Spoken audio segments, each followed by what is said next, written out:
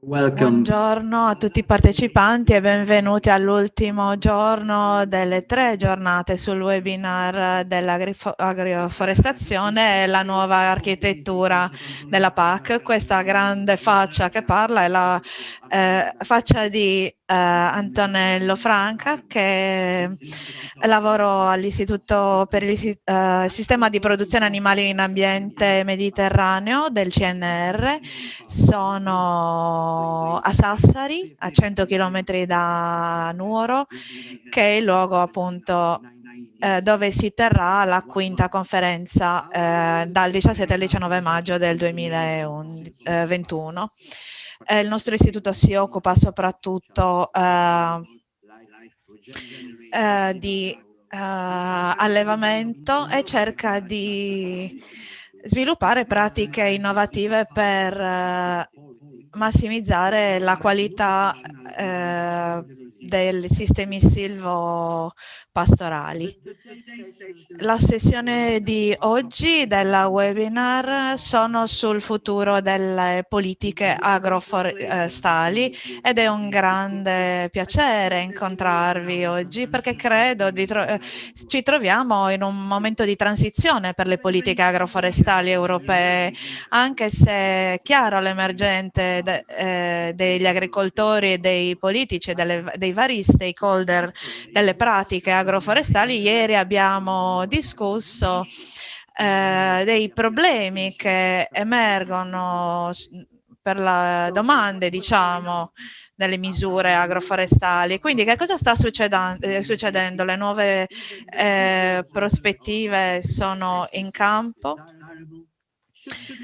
Dovremmo pensare a politiche che corrispondono meglio ai desideri, ai bisogni degli agricoltori europei, e sono sicuro che la sessione di oggi ci darà la possibilità di sviluppare politiche più interessanti per incoraggiare lo sviluppo dell'agroforestazione in Europa. Oggi la struttura del webinar è la seguente. Nella prima sessione Patrick Worms, che è il presidente dell'ERAF, sarà il facilitatore, e avremo poi delle presentazioni dalle varie DG, mentre nella seconda sessione ci sarà spazio per una tavola rotonda coordinata da Enrico Hübner dalla Facoltà di Architettura e Pianificazione del Paesaggio della Università Tecnica di Monaco. E ora invece è il momento di dare la parola a Patrick per la prima sessione, che terminerà intorno alle 10:30. Patrick? Grazie mille Antonio per questa meravigliosa introduzione e questo inquadramento attento delle questioni relative all'agroforestazione degli agricoltori che vogliono fare domanda. Sono presidente della Federazione Agroforestale Europea, mi chiamo Patrick Worms, come sapete.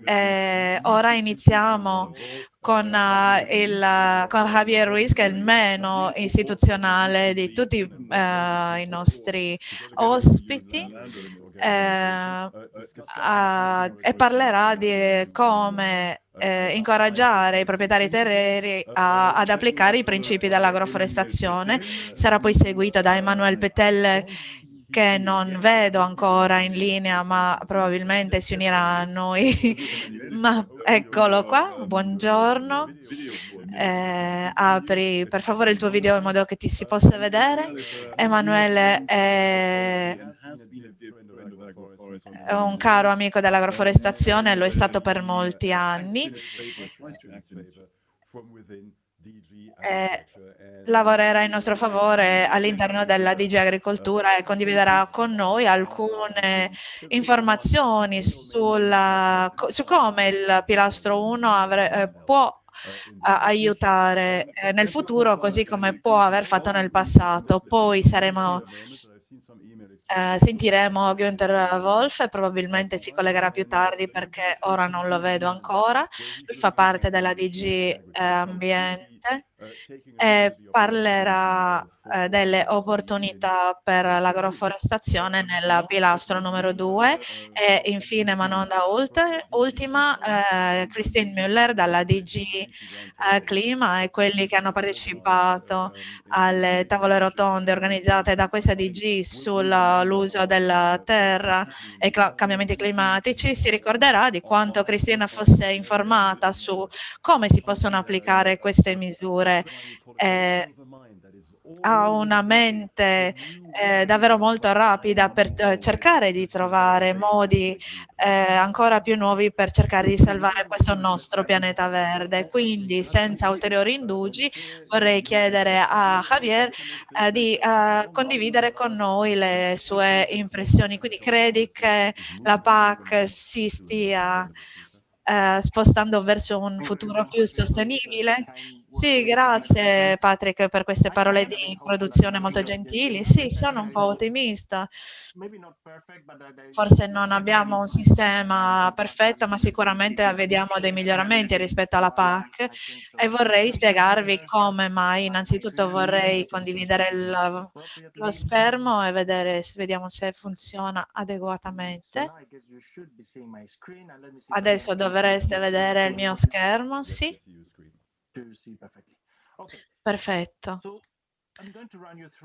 Quindi vi presenterò rapidamente questo paper politico presentato a luglio di quest'anno che si chiama Crescere alberi nei terreni agricoli ed è diciamo, una presentazione politica sull'agroforestazione e vorrei commentare il sottotitolo dato a questo documento che è scelte smart per piantare 3 miliardi di alberi aggiuntivi. Sappiamo che era importante per oggi spiegarvi da dove venga questa idea strana di piantare 3 miliardi di alberi e perché si giustifica la nostra, diciamo, il nostro stilare questo documento. Innanzitutto la strategia biodiversità europea stilato a maggio dall'Unione Europea del 2020 appunto spiega che ci sarà una nuova iniziativa per piantare almeno 3 miliardi di alberi entro il 2030. Non abbiamo ancora dei dettagli su come questo avverrà. Sappiamo che c'è una tabella di marcia pubblicata dalla Commissione europea nel 2021 insieme a una strategia forestale per l'Unione Europea, ma questo non significa che questa iniziativa sia puramente un'agenda per la silvicoltura ed è importante sottolineare il fatto che si tratta anche di un'agenda urbana ed è citata diciamo ed è vista come può essere utile piantare alberi nell'ambiente urbano e questo è stato introdotto anche nella piattaforma europea per l'invertimento urbano, ma c'è anche nella appunto agenda sull'agricoltura in cui compare anche la parola agroforestazione specificamente. Vorrei anche parlare del fatto che la strategia biodiversità ha definito un nuovo obiettivo per definire quegli elementi caratteristici del paesaggio ad alta diversità e questi dovrebbero essere inseriti per il 10% nelle terre agricole entro il 2030 e ne sentiremo parlare più tardi. C'è anche una nuova iniziativa lanciata dalla Commissione europea che si chiama l'iniziativa per il sequestro del carbonio nei terreni agricoli che riguarda di nuovo l'agricoltura. Quindi tutto quello che sappiamo è che l'iniziativa per piantare questi alberi è stata approvato comunque in un momento particolarmente importante, confermato dagli alti livelli della Commissione ed è un'iniziativa supportata vastamente dai membri della Commissione. da coloro che hanno stilato anche il Green Deal, quindi questo è il momento giusto per canalizzare le attenzioni verso l'agroforestazione ed è importante farlo rapidamente.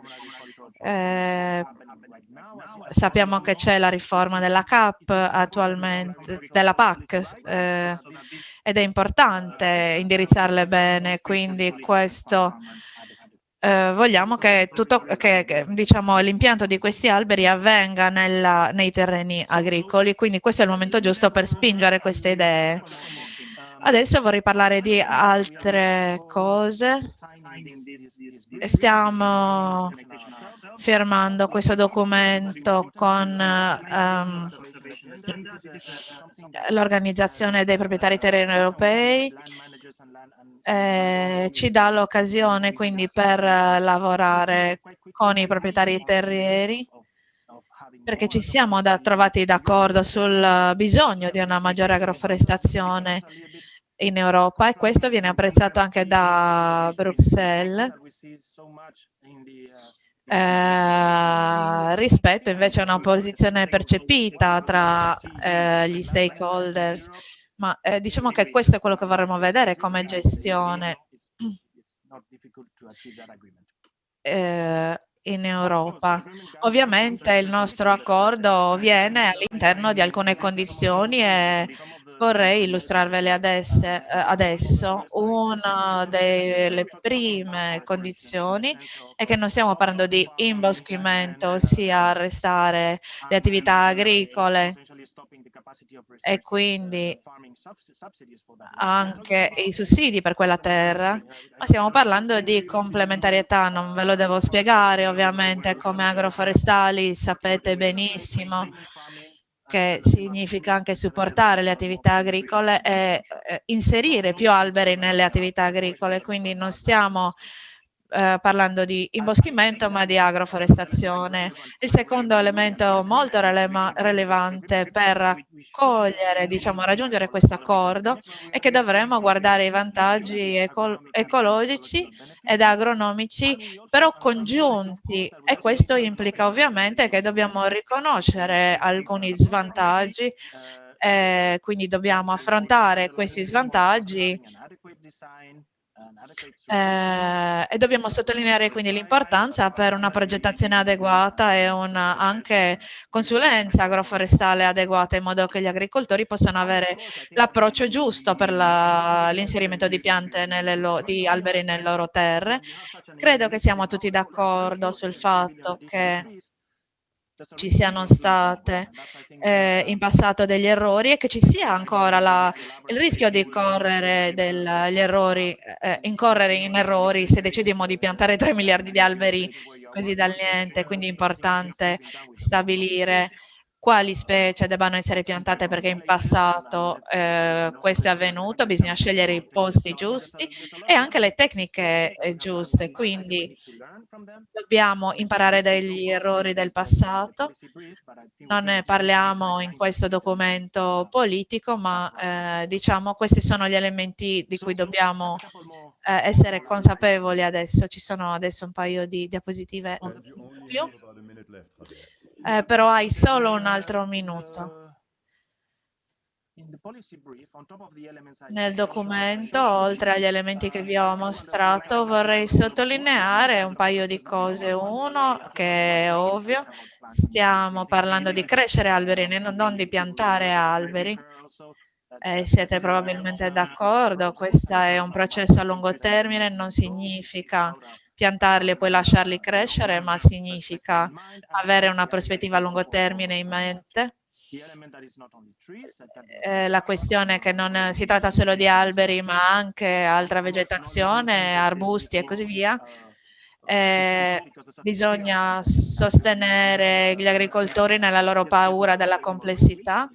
Sapete che la complessità diventa più difficile da gestire e quindi c'è bisogno di più scambi, più dimostrazioni, più supporto per i gestori della terra e gli agricoltori. Poi bisogna mostrare queste 5 opzioni per crescere gli alberi nelle terre arabili, agricole, quindi introdurre più elementi caratteristici del terreno, vedete pascoli, frutteti e cedui. Spero che riceverete la presentazione perché verrà resa disponibile ai partecipanti e questo verrà trattato più dettagliatamente dai prossimi relatori. Ovviamente noi abbiamo alcune raccomandazioni politiche relative alla PAC, primo e secondo pilastro, e ne sentiremo parlare a breve, e poi una serie di raccomandazioni legate all'iniziativa per il sequestro del carbonio nei suoli agricoli e tutti gli elementi che non sono legati strettamente alle politiche europee quanto ai regolamenti regionali e nazionali. Un paio di parole di conclusione. Ho iniziato questa presentazione con l'idea di piantare 3 miliardi di alberi e come lo possiamo fare.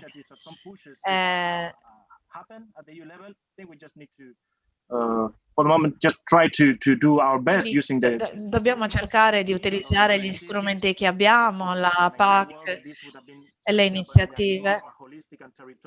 Dobbiamo avere un approccio più olistico e territoriale e probabilmente ci saranno dei meccanismi all'interno della PAC che faranno spazio per le nostre domande, diciamo, per l'agroforestazione, quindi sequestro del carbonio, ripristino delle terre, riforestazione. Quindi è importante che vengano prese in considerazione appunto le condizioni che noi proponiamo.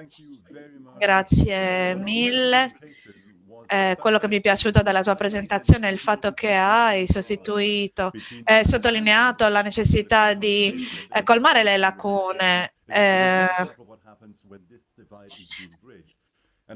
anche hai dato degli esempi di quanto può essere bello appunto colmare queste lacune. Queste lacune sono state colmate dalla collaborazione del WWF con i proprietari terrieri e spero che questo avvenga nel trialogo. Sappiamo che la Commissione sta spingendo per una versione più olistica della PAC che incoraggi le persone a fare cose più importanti, ma non siamo ancora sicuri che tutti gli Stati membri del Consiglio e i parlamentari riescano a capirlo. Quindi, Emmanuel, tu rappresenti la Commissione. Noi speriamo che nel trialogo le raccomandazioni saranno accettate. Quindi ti chiediamo adesso di parlarci delle prospettive future. Ho qualche problema nel mostrarvi la presentazione, non riesco a metterla sullo schermo.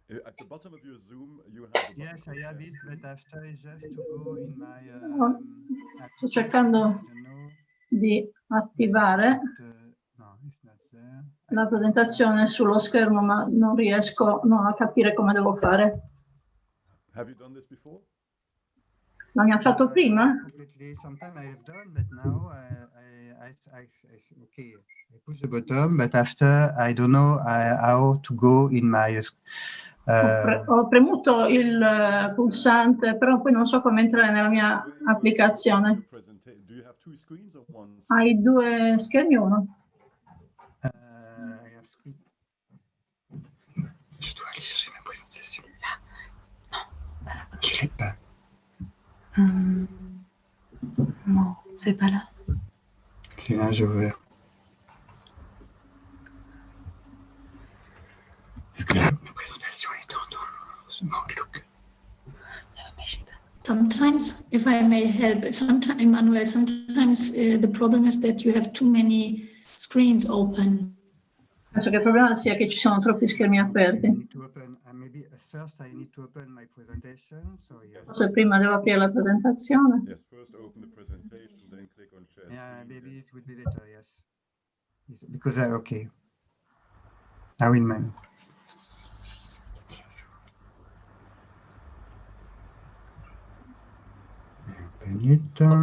Also, it's necessary to start Devi anche attivare prima il video.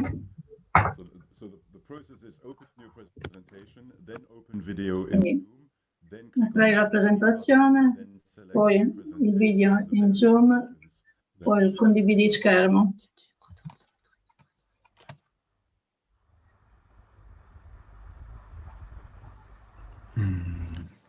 Well, while we wait for Emmanuel to sort himself out. Mentre aspettiamo, Xavier, vorrei che tu preparassi una revisione critica del dibattito dopo la presentazione della Commissione,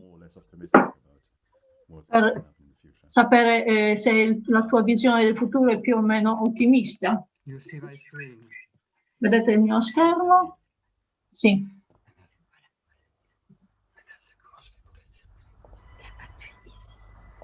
Ok. Tu peux y aller, Emmanuel, tu es prêt. Ok, sorry for the... Perfetto, mi scuso per il disguido.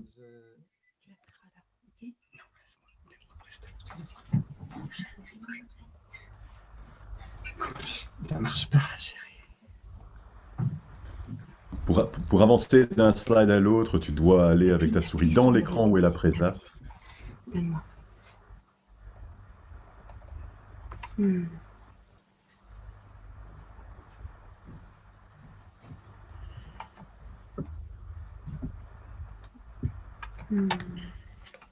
Il voit pas là. Je demande s'il voit. Did you see the chant? No. No, we see a screen called Common Agricultural Policy Post-2020 and New Green Architecture. We see the title slide only.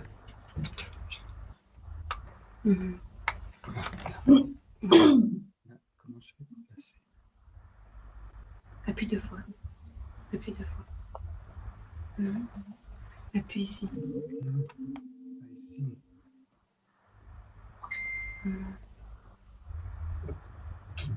Ah non, enlève-toi, on se voit.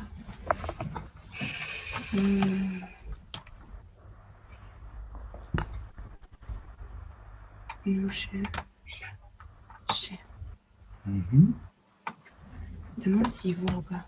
Yeah, I think you see my presentation, but after I cannot move the slide, maybe I will. Previews. Voilà. Bah, je sais pas faire. Je sais pas, je connais pas ce système. Je suis désolée.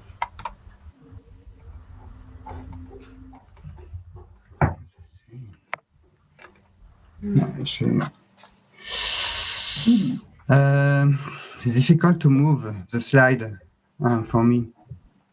I have the slide. Emmanuel, si tu travailles avec, est-ce que tu travailles avec un seul écran ou avec 2 écrans? Bah là, j'avais 2 écrans, mais c'est pas la peine de... Peut-être le deuxième écran, je peux pas le... Alors... Voilà. Ah voilà, ça marche. Oui, I'm very sorry for this introduction. Mi scuso del disguido. Tu peux rajouter ta vidéo, s'il te plaît. Tu peux rallumer ta vidéo, comme ça on peut te voir en même temps.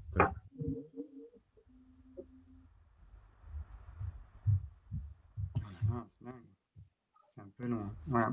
Voilà. I'm sorry.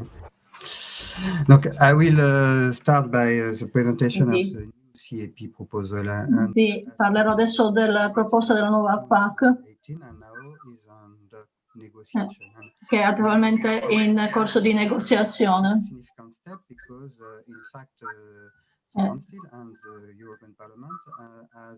Il Parlamento europeo sta proponendo l'adozione di questa proposta alla fine di ottobre, il 21-24 ottobre. E come ha detto Patrick, abbiamo iniziato col trialogo e l'abbiamo svolto la settimana scorsa. Ed è importante dire che nei prossimi mesi lavoreremo sull'aspetto della nuova architettura verde. In novembre e dicembre lavoreremo su questo tema. Quindi incominciamo parlando della nuova architettura verde. Questa è una cosa molto importante per noi, è uno strumento chiave per affrontare alcune pratiche e politiche agroforestali. La foresta è molto importante per noi. Abbiamo diversi strati in questo strumento. Abbiamo come primo livello la condizionalità e poi abbiamo anche ulteriori opportunità di sostegno a alcune azioni per affrontare alcuni obiettivi chiave. Nell'atto chiave abbiamo l'azione climatica,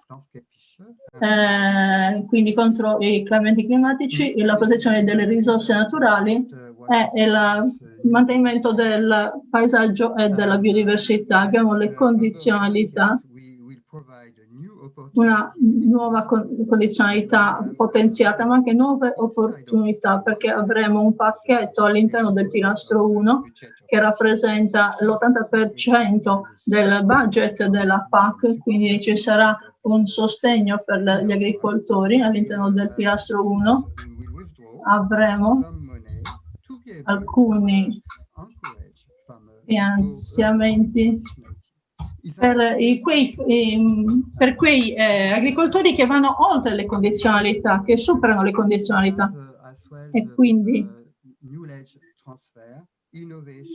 anche abbiamo il trasferimento di conoscenze, l'innovazione e la cooperazione, e anche abbiamo bisogno di progetti di ricerca, ma anche dell'interazione tra i ricercatori e gli agricoltori.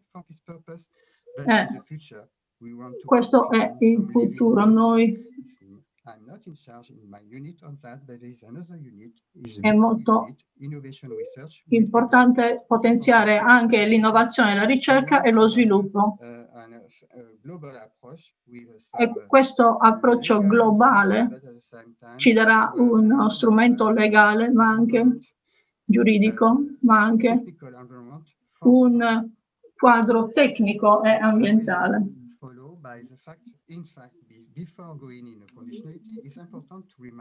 È importante ricordarci, a proposito della condizionalità, quando gli agricoltori vogliono avere i pagamenti diretti, devono rispettare alcuni criteri di accessibilità, quindi ci sono delle regole di ammissibilità per i terreni agricoli che riconoscano meglio le caratteristiche paesaggistiche e i sistemi agroforestali. Quindi, per esempio, ci saranno delle possibilità di introdurre sistemi agroforestali nella gestione dei terreni per dare maggiore flessibilità, per poter accettare che ci sono degli strumenti anche legati, per esempio, alle siepi.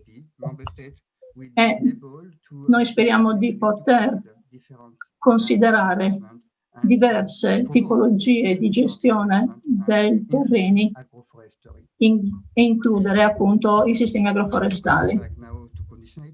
Parliamo della condizionalità potenziata. Questo è uno strumento molto importante per noi. Come vedete, questa è parte della discussione dell'architettura verde. Abbiamo introdotto alcuni elementi chiave all'inizio.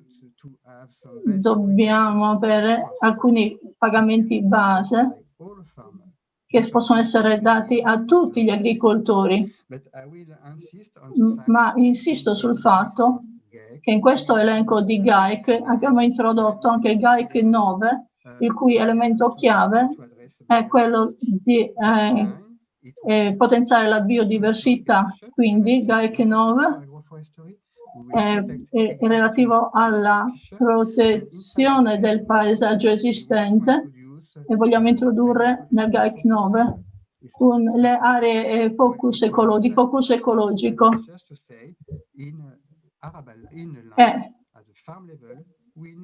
Noi dobbiamo avere anche aree dedicate alla biodiversità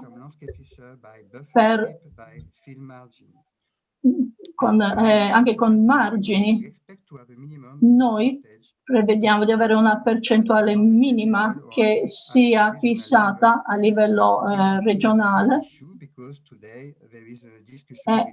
Attualmente c'è una discussione con il Parlamento su come definire questa percentuale, perché il Consiglio e il Parlamento vogliono utilizzare le regole esistenti del greening, dove non c'è un input specifico per la biodiversità.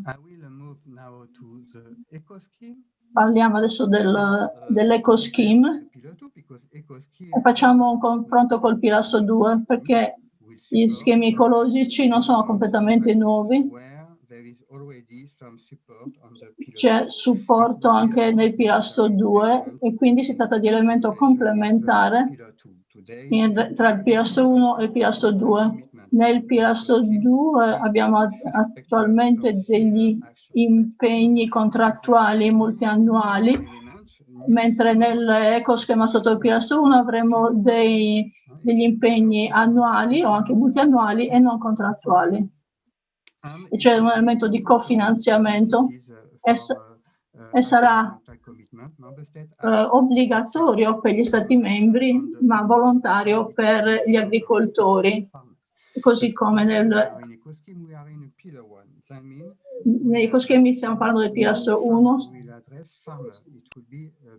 sarà rivolto agli agricoltori, saranno pagamenti per gli agricoltori, non per tutti i beneficiari come nel pilastro 2. Si tratterà di pagamenti per ettari che avranno accesso a pagamento diretto, quindi devono essere pagamenti per gli agricoltori effettivi.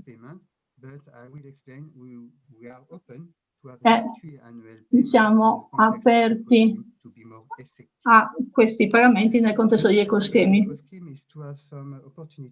L'obiettivo degli ecoschemi è dare delle opportunità di due tipi di premi. Uno è simile al pilastro 2, ma abbiamo introdotto anche la possibilità di un'altra tipologia di pagamenti, oltre a quelli di base. Diamo più libertà agli agricoltori senza nessun obbligo di calcoli specifici.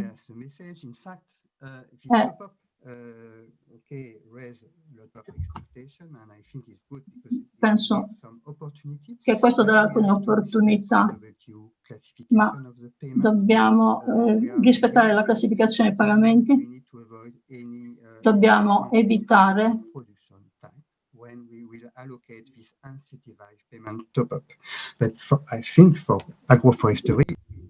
penso che l'agroforestazione può essere sostenuta all'interno di questi schemi.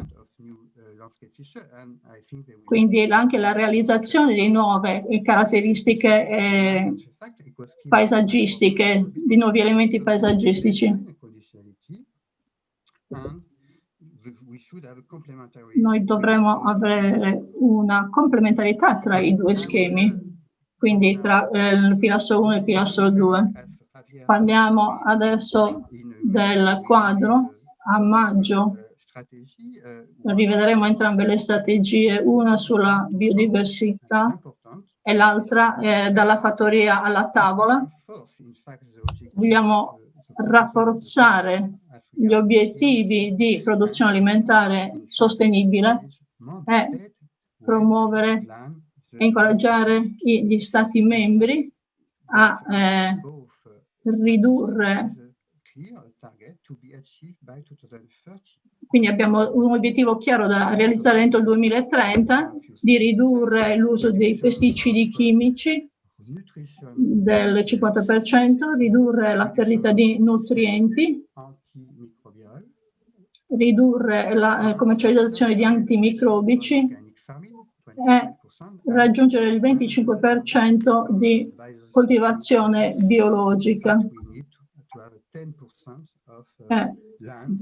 Il 10% di terreni dedicati anche a caratteristiche ad alta biodiversità e alle caratteristiche paesaggistiche. Nel contesto della PAC, noi abbiamo sviluppato questo grafico.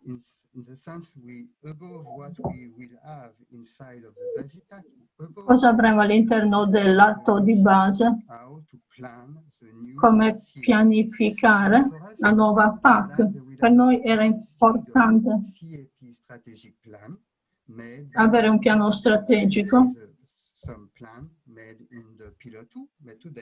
Attualmente abbiamo dei piani nel pilastro 2, ma adesso potremo inserire l'architettura verde anche nel pilastro 1.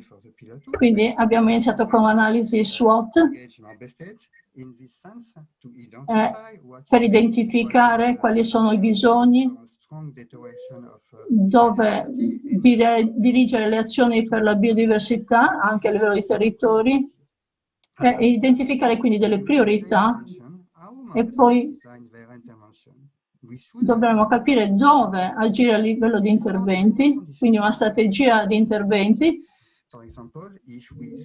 Per esempio, se iniziamo con l'agroforestazione, dobbiamo vedere in che modo possiamo promuovere l'agroforestazione, iniziare dal GAEC 9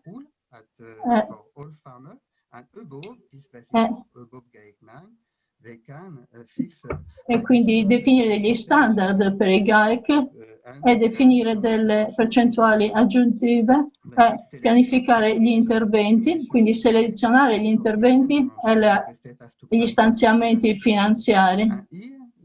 E poi vogliamo effettuare un monitoraggio specifico, quindi per ciascun intervento dovremo avere una pianificazione per il numero di ettari, numero di agricoltori e calcolare la percentuale per ettari, e dovremo anche identificare i periodi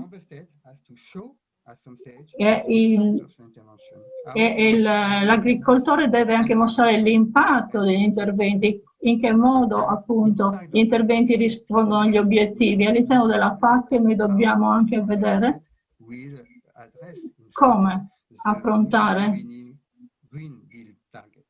i nuovi obiettivi ecologici di greening, quindi gli obiettivi del Green Deal. E quindi come questi target vengono raggiunti. Noi faremo nuova attenzione ai nuovi ecoschemi del pilastro 1. Noi vogliamo avere un ring fencing, quindi un indirizzamento appunto del finanziamento del pilastro 1, in modo che non possa essere sviato su altre voci. Quindi ci sarà un pacchetto minimo da fissare per tutti gli Stati membri, e quindi dobbiamo identificare le aree obiettivo in cui gli Stati membri hanno delle difficoltà particolari. E stiamo già lavorando a livello del Consiglio con 4 ecoschemi, diciamo, pilota o principale: l'agricoltura biologica, l'agroecologia, il sequestro del carbonio tramite l'agricoltura e l'agricoltura di precisione. In entrambe le strategie noi stiamo puntando a un approccio olistico, e il commissario presta grande attenzione a questo aspetto. Quindi un approccio olistico a tutte queste categorie. E a livello del Consiglio gli Stati membri avranno libertà di scegliere le loro azioni. Stiamo pianificando di avere un atto delegato per presentare questa lista, questo elenco agli Stati membri.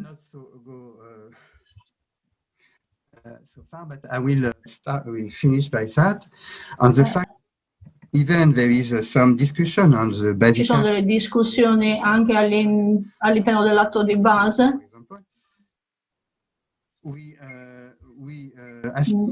Noi pensiamo che il processo non finirà a livello di negoziazione. Ci vuole un dialogo anche con ciascuno Stato membro per avere dare sostegno agli Stati membri, quindi vogliamo avere non solo trasparenza nel processo di approvazione del piano strategico, ma poi passare anche a un dialogo continuativo e sostegno agli Stati membri per preparare i piani nazionali e svilupperemo delle raccomandazioni per i 27 Stati membri sulla base della parte analitica con degli indicatori.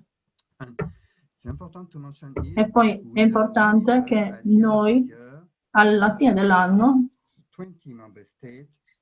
per i 20 Stati membri prepareremo un elenco di queste raccomandazioni e faremo un'analisi per sottolineare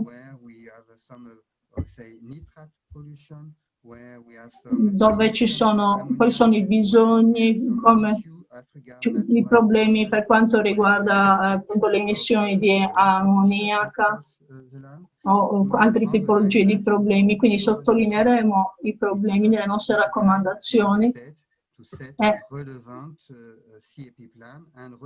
noi aiuteremo gli Stati membri a predisporre piani nazionali PAC rilevanti che prendono in considerazione i loro problemi specifici e includeremo la tematica dell'azione agroforestale.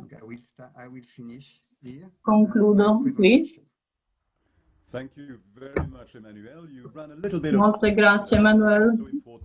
Hai preso un po' più tempo del previsto, ma sicuramente era un tema di grande importanza. Vorrei fare due commenti. Uno è incoraggiante perché vedo che c'è un processo per incoraggiare gli agricoltori a muoversi verso una direzione più sostenibile ed invece c'è un punto di delusione. Non c'è stata una percentuale esplicita per l'agroforestazione. Noi sappiamo che per applicare i principi dell'agroforestazione in tutti i sistemi agricoli è possibile, quindi avere un obiettivo come quello avrebbe incoraggiato gli Stati membri a muoversi in quella direzione. Comunque grazie mille, avremo una interessante discussione su questo, ma ora dobbiamo cercare di capire. Vorresti dire qualcosa? Ma devo andarmene perché ho un'altra conferenza, quindi purtroppo devo lasciare. Grazie, ti ringrazio a nome di tutti e ti manderemo eventuali domande specifiche via email. Vorrei chiedere ora a Günther se c'è. Günther? Sei lì? Sì, mi sentite? Sì, ti sentiamo. Benvenuto. Welcome Günther. So tell us from the perspective of DG Environment. Ci dica dal punto di vista della DG Ambiente, il secondo pilastro, la situazione sarà migliore di quella che abbiamo oggi? A lei la parola, spero che riusciate a vedermi, ora condividerò il mio schermo. No, non la vediamo e non vediamo neanche il suo schermo. Ok, adesso vediamo lei. Okay, I'm trying to share my screen now.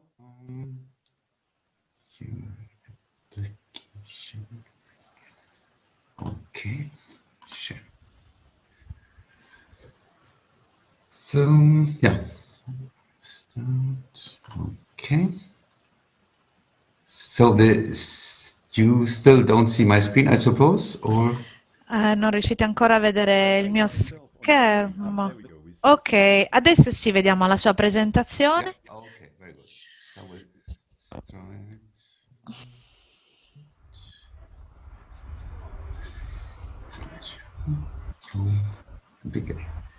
Yes. So, good morning and thank you. Buongiorno e grazie per l'opportunità di essere qui per fare questa presentazione.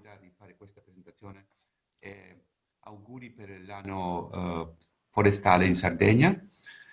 So I'm presenting here the opportunities on Quindi qui presento le opportunità dell'agroforestazione nella nuova PAC, pilastro numero 2. È stato bello vedere Sarebbe stato bello avere uno scambio con Emmanuel Petel sul contenuto di queste diapositive. Inizierò dalle basi. Probabilmente cose che voi già sapete che la proposta della Commissione non è stata molto specifica in materia di agroforestazione, questo è stato già detto. Si dice che uno degli obiettivi della PAC dovrebbe essere raggiunto tramite il sostegno per gli investimenti sia produttivi che non produttivi, sia nelle aziende agricole che fuori dalle aziende agricole. Questi investimenti dovrebbero riguardare le infrastrutture relative allo sviluppo, la modernizzazione e l'adattamento ai cambiamenti climatici dell'agricoltura, comprese, diciamo, le pratiche agroforestali.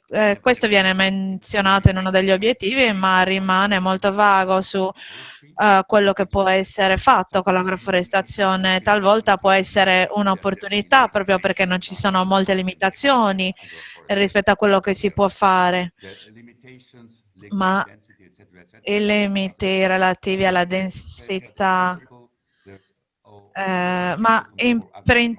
Quindi in principio ci sono tutte le opportunità aperte per l'agroforestazione.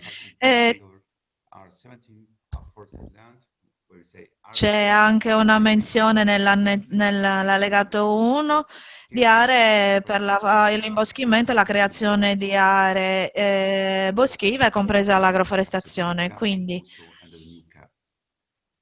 vediamo quindi che parte della nuova PAC. Per quanto riguarda gli interventi di agroforestazione nella PAC, salto questa diapositiva perché è stata già presentata dal mio collega Petel. Vedete l'agricoltura verde, quello che può essere fatto e finanziato sotto il pilastro 1, ma tutta l'intera filosofia, diciamo, che si trova dietro la nuova politica e l'architettura verde.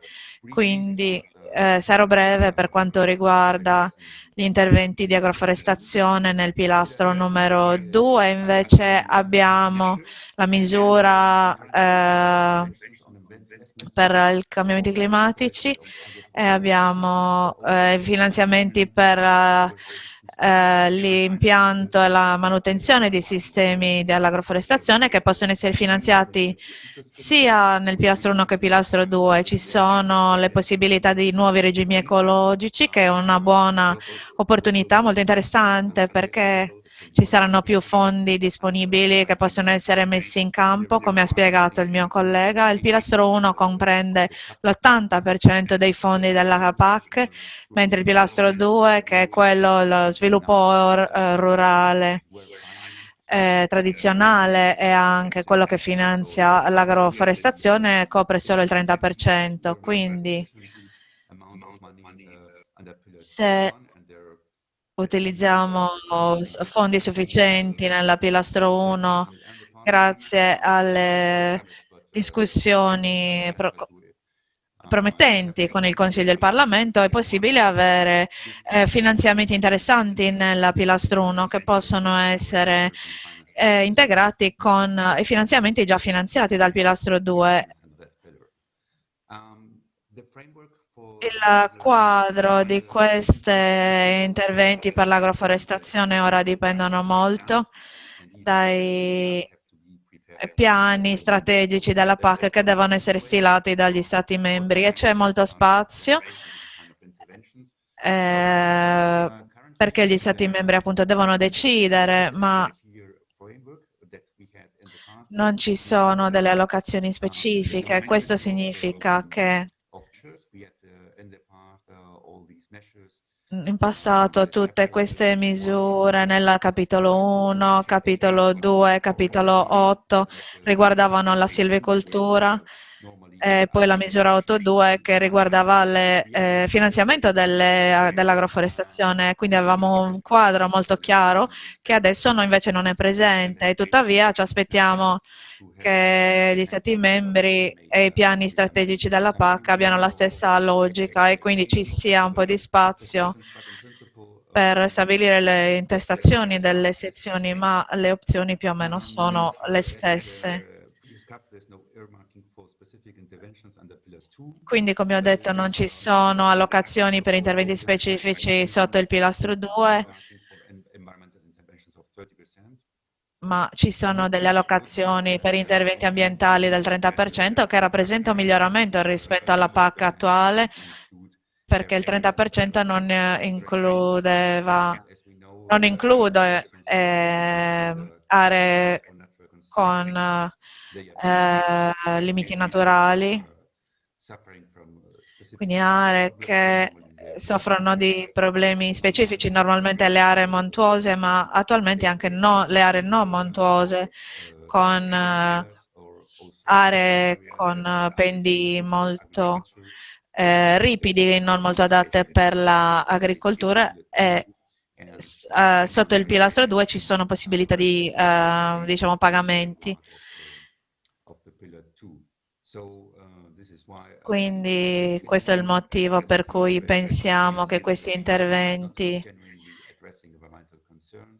non affrontano questioni importanti e questi interventi non devono essere considerati dentro questo 30% ed bisogna quindi mettere in campo fondi ulteriori per le misure di agroforestazione.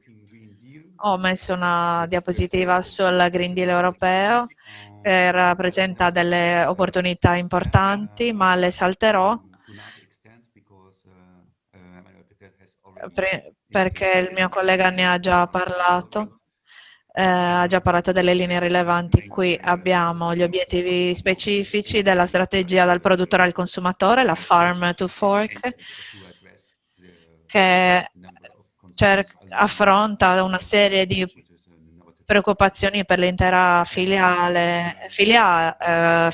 alimentare. Questa è la strategia biodiversità che è più rivolta appunto ad arrestare il declino della biodiversità, una serie di misure, mentre io mi vorrei concentrare principalmente sulla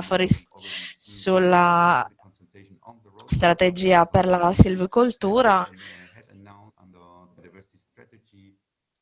che è stata già annunciata e verrà lanciata l'anno prossimo, e questo comprende anche una strategia per piantare 3 miliardi di alberi entro il 2030, che in questo caso l'agroforestazione potrebbe giocare un ruolo importante e dà l'opportunità all'agroforestazione di ampliarsi ulteriormente.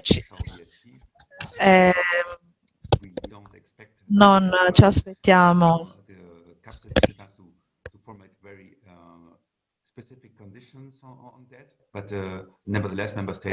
l'imposizione di indicazioni specifiche, ma saranno gli Stati membri che daranno le indicazioni.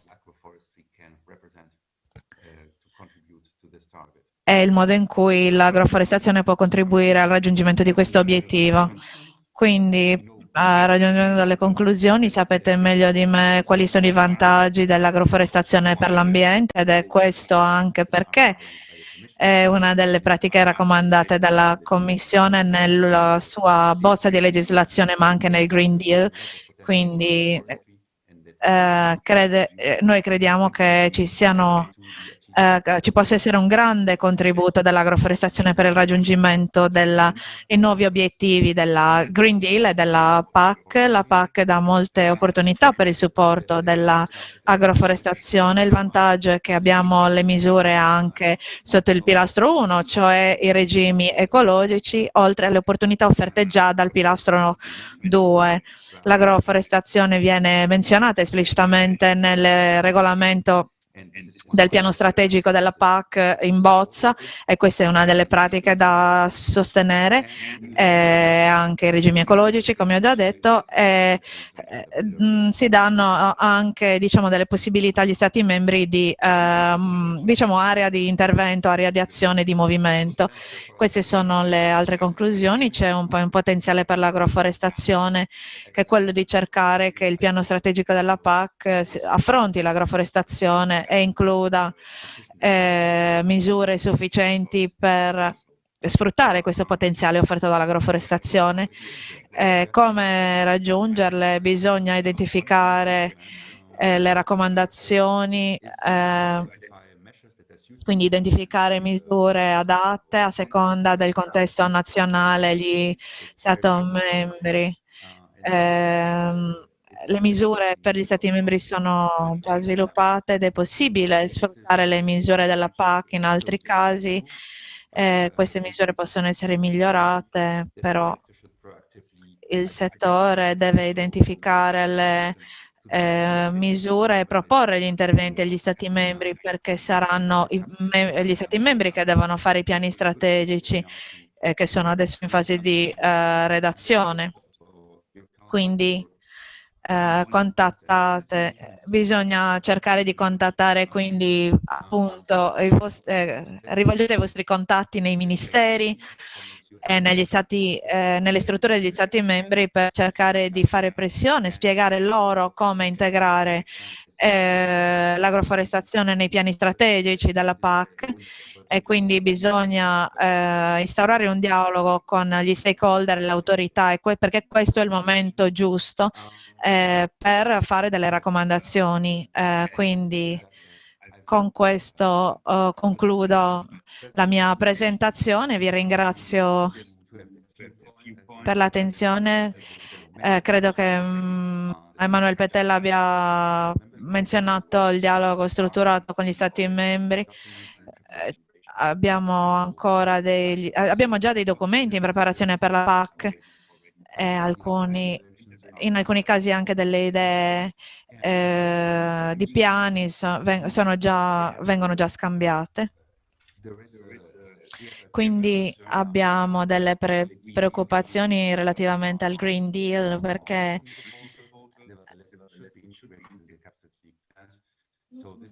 è meno integrata dei piani strategici, ed ecco perché dobbiamo instaurare un dialogo strutturato con gli Stati membri e fare loro delle raccomandazioni su come raggiungere i nuovi obiettivi della PAC, quelli ambientali ad esempio, e fare delle raccomandazioni che siano specifiche delle necessità dei vari Stati membri. Le raccomandazioni devono anche includere alcuni potenziali per lo sviluppo dell'agroforestazione. Queste raccomandazioni quindi devono essere abbastanza astratte, in modo che gli Stati membri possano trovare spazio di manovra per implementarle, ma ci aspettiamo anche che questa appunto sia un'opportunità per influenzare il processo per lo sviluppo dei piani strategici della PAC negli Stati membri, e per fare in modo che, diciamo, di assicurare che questi vadano in direzione giusta per raggiungere gli obiettivi ambientali della PAC e anche gli obiettivi del Green Deal, come ho già detto. Uno di questi è l'impianto di nuovi alberi, quindi in totale pensiamo che questo sia un momento favorevole, un contesto favorevole in cui l'agroforestazione può evolversi, ma queste opportunità devono essere colte e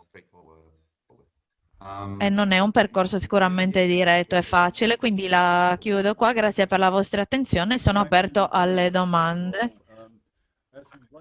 Molte grazie. Come hai sottolineato, sì,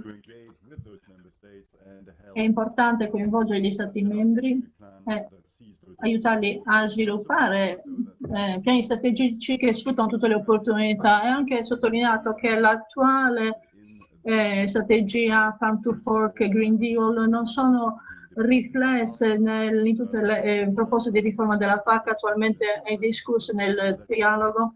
Forse la Commissione può pensare a e quindi questo dibattito sicuramente è molto importante, molto in gioco. Noi siamo contenti della prospettiva di una commissione più attiva, di un'iniziativa più incisiva da parte della Commissione, perché sono necessari dei cambiamenti delle politiche agricole molto importanti, ma questo richiede dei sostegni forti agli agricoltori. E l'obiettivo chiaramente è di aiutare a salvare il pianeta dalla nostra dipendenza dal carbonio. Ecco perché il carbon farming è molto importante.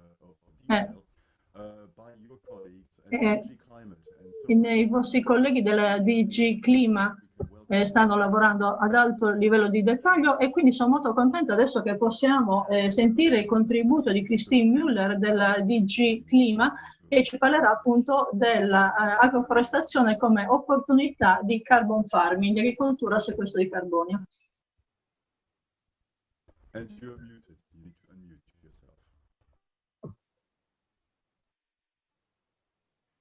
Okay, now I should be unmuted and I try to share my screen. Cercherò di condividere lo schermo. Mi sentite bene? Ti sentiamo e vediamo lo schermo. So, thank you very much. Molte grazie. Buongiorno a tutti. Mi chiamo Christine Müller e lavoro presso la DG Clima nella finanza innovativa e vi ringrazio per l'opportunità di passare questa mattinata con voi per parlarvi dell'agroforestazione come soluzione nell'ambito dell'agricoltura a sequestro di carbonio. In questa diapositiva vi faccio vedere un elenco di elementi importanti nell'ambito del nuovo Green Deal o Patto Verde europeo, che includono il sostegno all'agroforestazione. La base è chiaramente la PAC, la condizionalità di base, gli ecoschemi, anche le misure di sviluppo rurale, però vorrei sottolineare anche l'importanza della promozione di misure di promozione e qualità e misure di mercato. Abbiamo anche delle misure e strumenti di politiche regionali che sostengono l'agroforestazione. Per esempio, la DG Regio ha sostenuto un progetto di quantificazione della domanda di crediti di carbonio e l'utilizzo all'interno di certe pratiche di carbon farming. Questo fa riferimento alla nuova iniziativa di carbon farming e la DG Clima ha utilizzato il proprio budget per fare degli studi di 2 anni sul carbon farming. Patrick ne ha già parlato di questo studio. Ci sono state anche delle tavole rotonde con gli stakeholder del carbon farming, incluso il settore agroforestale, e abbiamo discusso i risultati preliminari di questo studio biennale. La DG Clima e la DG Ambiente insieme gestiscono anche il progetto LIFE e anche questo ha dei fondi che possono sostenere il carbon farming e l'agroforestazione. E anche nell'ambito del bilancio per lo sviluppo. Sono importanti tutti gli elementi, incluso il coinvolgimento attivo degli stakeholder, in modo che questi progetti, questi programmi funzionino. Qui vediamo un grafico rispetto al piano di realizzazione di una neutralità climatica entro il 2035. Vediamo che per quanto riguarda il settore agricolo, noi ci spostiamo verso una neutralità una neutralità per tutti questi settori insieme entro il 2035. La strategia di sostegno dal produttore al consumatore, quindi questa iniziativa dà aiuto, contribuisce a sviluppare un settore agroalimentare più sostenibile, più rispettoso dell'ambiente e fornisce anche alimenti di migliore qualità, più sicuri e più sani, e in modo anche più equo. I problemi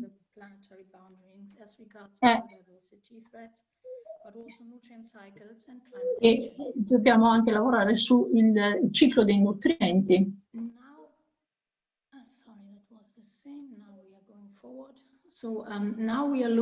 Adesso dobbiamo vedere quali sono ancora, quanto spazio, quanta strada ci separa dai nostri obiettivi per raggiungere un'alimentazione veramente sostenibile. Qui vediamo in questi grafici i dati relativi alle differenze tra i vari paesi. E intanto possiamo vedere all'interno dei paesi europei le differenze di condizioni di reddito degli agricoltori rispetto al reddito del resto dell'economia. E vorrei sottolineare che gli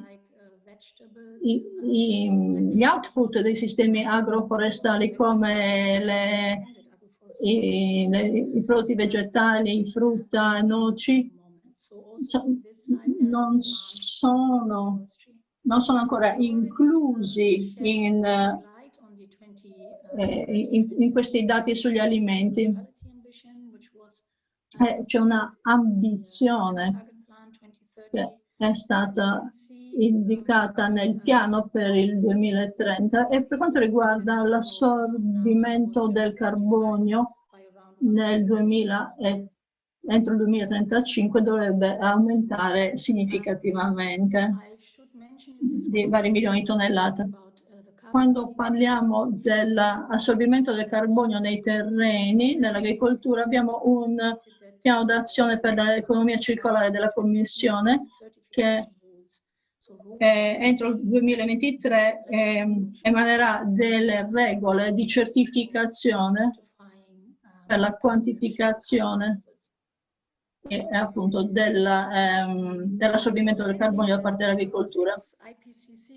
Nell'IPCC, delle linee guida dell'IPCC nel 2006 sul monitoraggio del clima avevano già sottolineato il potenziale offerto dall'agroforestazione per l'assorbimento del carbonio. Vedete la diapositiva che mostra le principali fonti di emissioni di carbonio e il potenziale mitigativo dell'agroforestazione in Europa nelle aree prioritarie, che sono circa il 10% delle aree utilizzate.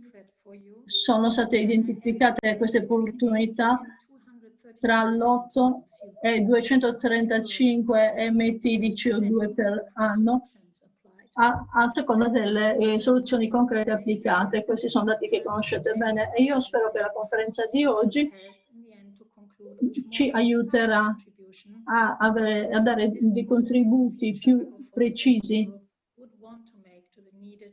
da parte dell'agroforestazione europea all'assorbimento del carbonio.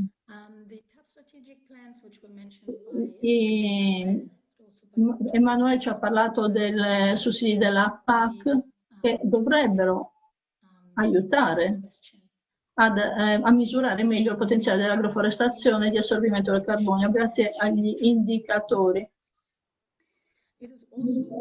È anche importante sottolineare, è stato già detto prima, che quasi tutte le aziende agricole potrebbero utilizzare e adottare delle soluzioni di agroforestazione. Nello studio sul carbon farming condotto recentemente a settembre abbiamo alcuni elementi di successo chiave in particolare che sono per esempio dei fattori di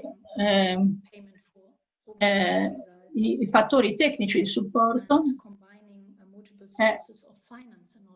e anche la combinazione di varie fonti di finanziamento in modo da incoraggiare la parte dell'agricoltore il passaggio all'agroforestazione. Quali sono dei temi, problemi? Sono le capacità istituzionali necessarie e la necessità di coinvolgere attivamente gli agricoltori e di fornire una consulenza specialistica direttamente sul posto, che per quanto riguarda i sistemi di monitoraggio, reporting e verifica, che sono necessari per la fattibilità di un programma di pagamenti, non iniziamo da zero, abbiamo già dei dati validi, ma al momento ci affidiamo di più alle informazioni che abbiamo per quanto riguarda il sequestro del carbonio, per quanto riguarda la biomassa. Abbiamo imparato molto da questo studio, abbiamo valutato i dati ed è importante coinvolgere tutti gli stakeholder perché tutti hanno un ruolo da svolgere nello sviluppo del carbon farming. Abbiamo concluso che l'agroforestazione è un cambio d'uso del terreno a lungo termine e quindi richiede tempo anche per la pianificazione e per la realizzazione e per il monitoraggio. Stiamo lavorando per migliorare la nostra comprensione su cosa succede appunto in questi sistemi.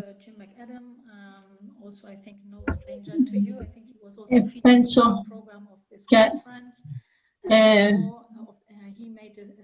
Jim McAdam, che conoscete senz'altro, ha fatto un commento durante una tavola rotonda con la Commissione e ha sottolineato che l'agroforestazione può realizzare dei sistemi di allevamento a emissioni zero.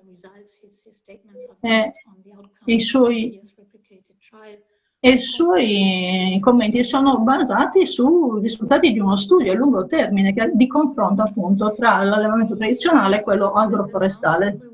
Inoltre nel corso della tavola rotonda abbiamo analizzato dati scientifici,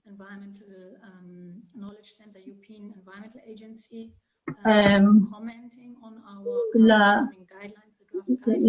European Joint Program ha fornito dei commenti sulle raccomandazioni per l'agroforestazione. Questo studio è iniziato 2 anni fa, si è concluso quest'anno e durante la tavola rotonda a settembre sono stati validati gli output finali e quindi abbiamo lavorato con European Joint Partnership, un consorzio di più di 20 partner e penso 23-24 Stati membri, e questo consorzio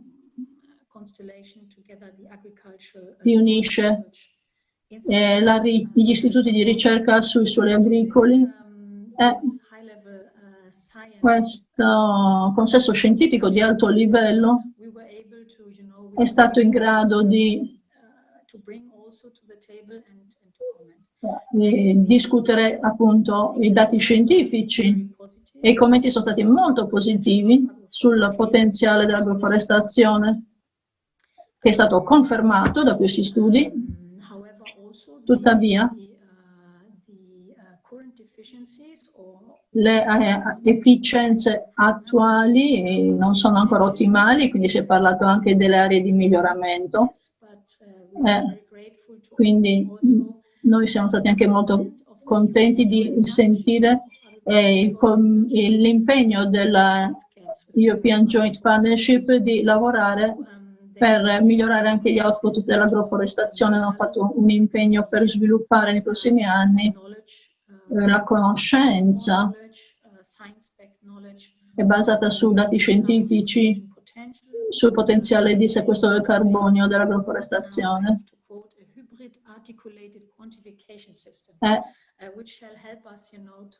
E anche realizzare un sistema di verifica. Anche l'agenzia ambientale si è unita a questo impegno. Abbiamo ricevuto anche una dichiarazione dall'Agenzia Ambientale Europea che coordina il componente Copernicus, che include Corin e i prodotti ad alta risoluzione. Loro ci daranno degli strumenti tecnici di sicuro interesse per il sostegno dei programmi di agroforestazione. L'Agenzia per l'Ambiente ci ha anche invitato a fornire un quadro dei nostri bisogni specifici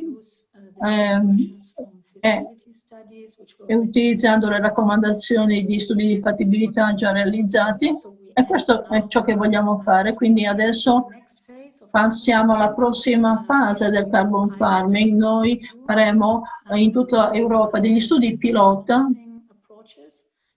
su diciamo delle attività sperimentali di carbon farming sia in agricoltura ma anche sulle rotazioni agricole,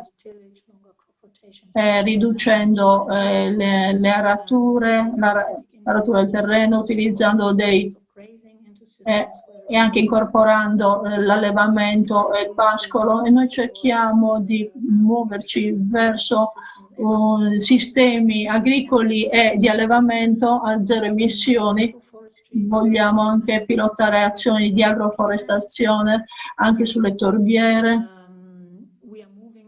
Noi stiamo lavorando su tutti i fronti, possiamo dire. Faremo anche dei test su approcci integrati, per esempio in Germania, ma anche a Cipro. Stiamo lavorando in tutta Europa, in tutti i territori europei. A Cipro, per esempio, l'idea era è stata sviluppata sulla base di un progetto di traduzione della domanda di alimenti sostenibili da parte delle mense scolastiche per sviluppare delle soluzioni nelle aziende agricole e quindi collegare diciamo, gli utilizzatori, i consumatori con gli agricoltori, e abbiamo dato degli incentivi agli agricoltori anche tramite organi di verifica del sequestro del carbonio, per dare dei premi agli agricoltori sulla base dei benefici in termini di sostenibilità delle pratiche agricole. Adesso vengo alle conclusioni. Per quanto riguarda il carbon farming e l'agroforestazione, posso dire con sicurezza che l'agroforestazione ha un ruolo importante e chiave da svolgere per il Green Deal, e l'agroforestazione è oggi sostenuta da vari strumenti di politica. Le nuove linee guida su come realizzare un programma di carbon farming e di agroforestazione per il carbon farming sono state sviluppate, sono state già presentate alla seconda tavola rotonda sul carbon farming europea. L'EGP e Soil e l'Agenzia Ambientale Europea hanno validato queste linee guida e hanno dato delle raccomandazioni e delle proposte di soluzioni concrete per il follow-up. Si sono impegnati a partecipare e sono molto grata di questo, della loro partecipazione e il loro supporto per il futuro, quando noi passeremo all'attuazione delle linee guida, perché il contributo di questi due enti sarà veramente importante nel pilotare le azioni, nell'applicare su scala sperimentale e in contesti agricoli reali. Vi ringrazio. Cristina, molte grazie. È musica per le nostre orecchie, perché noi a volte ci sentivamo persone che gridavano nel deserto per anni, e quindi è veramente qualcosa bello di vedere che la DG Clima sta cominciando a riconoscere il ruolo centrale dell'agroforestazione, il fatto che l'agroforestazione può essere diciamo, applicata in quasi tutte le aziende agricole in tutta l'Europa. Noi sicuramente siamo d'accordo, è anche molto importante monitorare l'impatto in termini di carbon farming. Sappiamo che non è facile misurare questi impatti.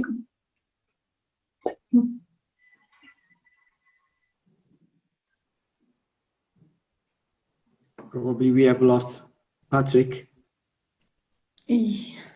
Unfortunately, sembra che abbiamo perso Patrick nel momento in cui stava facendo le conclusioni della sessione. Speriamo che torni presto da noi.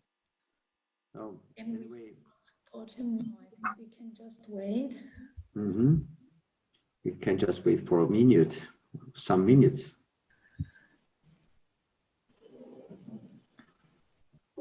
This is the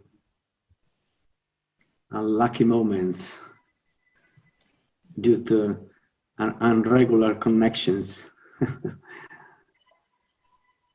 Anyway, probably Patrick is trying to reconnect himself.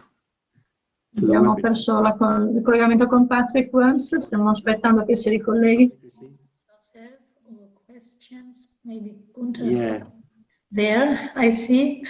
Together. C'è Gunther, forse insieme potremmo già incominciare a rispondere a eventuali domande, se ce ne sono. Ci sono dei commenti da Maria Rosa Moschera Losada nella chat. Patrick è tornato. Non so per quando mi sono interrotto. Stavi iniziando appena le tue conclusioni e stavi cercando di fare un riassunto della sessione. Ci sono però delle domande nella chat. Sì, ho perso. Ok, adesso riesco a vederle. Ho una domanda per gli organizzatori. Siamo un po' in ritardo, quindi dobbiamo fare una pausa. Abbiamo il tempo di vedere le domande? Sì, credo di sì, perché siamo alle 10:30. La prossima sessione deve iniziare tra 15 minuti, ma credo che potremmo iniziare anche 5 minuti dopo la sessione successiva, quindi prendiamoci questo tempo per una discussione.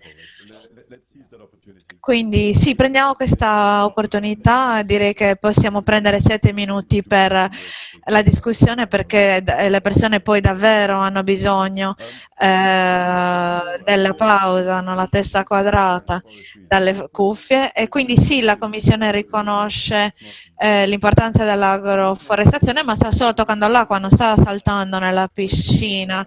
Stiamo parlando di progetti pilota,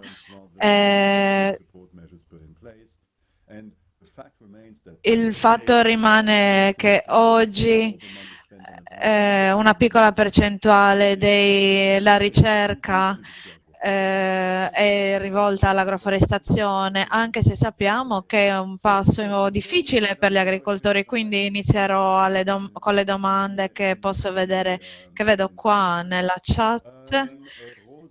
Rosa ha una lunga domanda relativa a 3 dubbi sulla pilastro 2. Rosa, se sei lì, potresti per favore fare la domanda direttamente? Non sono sicura se è possibile, sto chiedendo ai tecnici, perché non partecipa a questa sessione. Comunque ve la leggerò. Rosa Moschera, che è presidente dell'agroforestazione, della società agroforestazione spagnola. Sì, ecco, ce l'abbiamo, sì. Dobbiamo riconoscere i passi, buoni passi fatti dalla Commissione Ho tre dubbi. Uno riguarda gli regimi ecologici e gli indicatori presi in considerazione per l'agroforestazione e la quantità di terra imboschita. Quindi la mia domanda è: che cosa facciamo degli altri sistemi di agroforestazione che esistono dove esistono già gli alberi? Quindi vengono esclusi dal pilastro 1 perché non fanno parte di questi indicatori, perché una parte di terra forestata rimarrebbero. La seconda domanda riguarda le due misure che supportano l'agroforestazione, l'8.1 e la misura agroambientale che è la 10.1. Ma la mia domanda è: l'agroforestazione verrà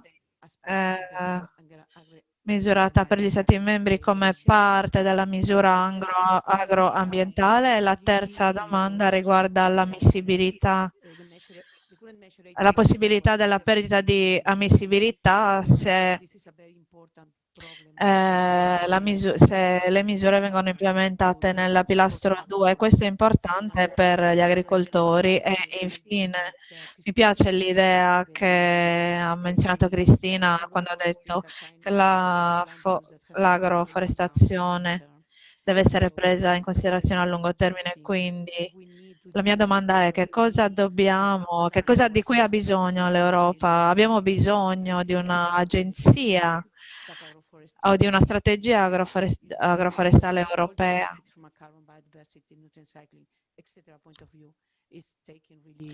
in modo che vengano presi in considerazione tutti gli obiettivi dell'agroforestazione. Sì, grazie. Non credo che abbiamo Emanuele, perché sarebbe lui adatto a rispondere alla domanda, ma forse Günther o Cristina potete rispondere voi. Sì, hai ragione, sono domande tecniche relative alla PAC. Andrebbero meglio per la DG Agri, ma per quanto riguarda gli indicatori c'è un gruppo di esperti sugli indicatori, è dedicato, ma non...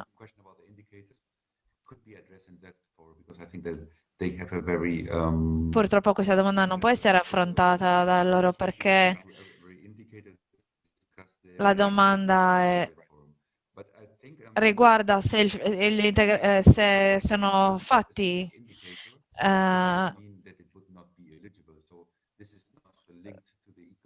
questo. Scusate, ci possono essere dei regimi ecologici che finanziano l'agroforestazione, anche se ci sono dubbi sugli indicatori associati, quindi questa non sarebbe una questione troppo grave nella pratica. E poi la domanda sulle misure agroambientali, non so se l'ho capita bene. Volevo dire che le opportunità ci sono nel pilastro 2, il 30% è dedicato alle misure ambientali e ci sono continue discussioni col Consiglio e il Parlamento su questa percentuale, ed è qui che l'agroforestazione potrebbe entrare nella PAC attuale. Abbiamo la misura 8 per l'agroforestazione e poi abbiamo la misura 10 che sono le misure climatiche agroambientali, quindi sicuramente l'agroforestazione rientrerebbe nella 8, nella nuova PAC. Non abbiamo questa nomenclatura, ma possiamo prevedere che avremo sistemi simili, probabilmente con nomi e numeri diversi. Scusate, probabilmente con gli stessi numeri e nomi per rendere tutto più coerente, ma non mi preoccuperei, perché gli Stati membri dovranno trovare modi per finanziarlo, e solitamente lo fanno. A volte rientrano più nelle misure di silvicoltura più che in quelle di agricoltura e di agroambiente, ma sicuramente ci sarà modo per finanziarli, crediamo.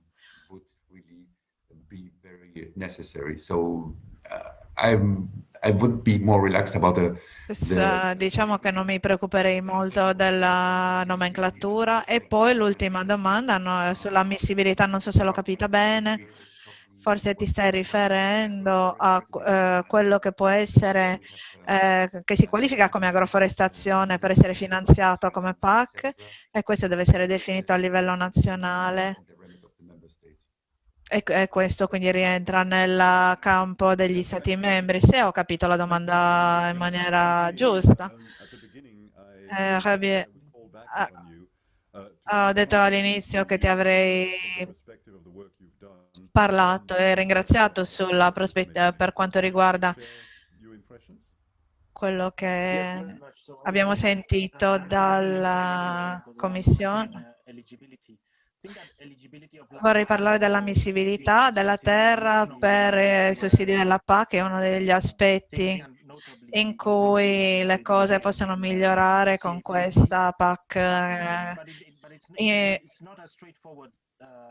in maniera non così diretta, ed è quello che diceva Gunther. C'è molto spazio di manovra per gli Stati membri per scegliere come definire le regole di ammissibilità per la terra, ma il quadro è più generoso. Se gli Stati membri vogliono prendere in considerazione gli alberi e non vogliono escluderli dai sussidi della PAC, sicuramente non avranno più alcuna scusa per farlo. C'era una pressione da parte della Commissione europea per evitare le questioni di inammissibilità e questa strana logica della PAC per cui gli agricoltori che hanno più alberi avrebbero meno diritto ai sussidi, ma se c'è un miglioramento sicuramente è questo, ma questo dipenderà davvero dal risultato. E quindi se la Commissione e gli Stati membri lavorano congiuntamente per raggiungere questo risultato, e credo che è qualcosa che non è stato sottolineato molto oggi, non ci saranno delle raccomandazioni molto forti. Dobbiamo lavorare però quindi da tutti e due i punti. Dobbiamo spingere perché gli Stati membri spingano e la Commissione spinga gli Stati membri per andare in quella direzione. Quindi, come ho detto prima nella mia presentazione, la Commissione diciamo che la situazione dell'agroforestazione è molto buona perché il momento è giusto, però dobbiamo continuare a lavorare nei prossimi 9-12 mesi perché ci sia la giusta pressione sugli Stati membri.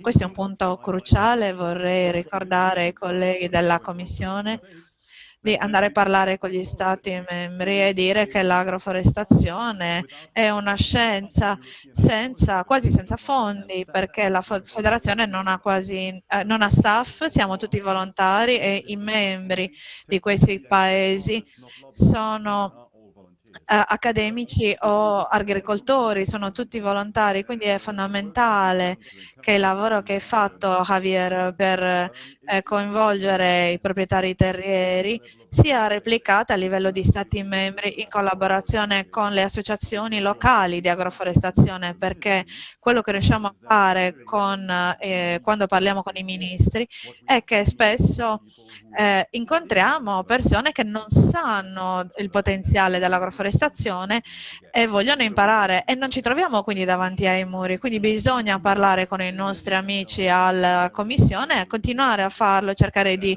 coinvolgere organizzazioni europee per la promozione di questo fantastico uso delle terre. Quindi ora concluderò la sessione, tutti ci meritiamo una pausa, purtroppo abbiamo solo 5 minuti prima dell'inizio della prossima sessione, quindi fate un grande applauso per i nostri relatori. Siete pronti? 1, 2, 3.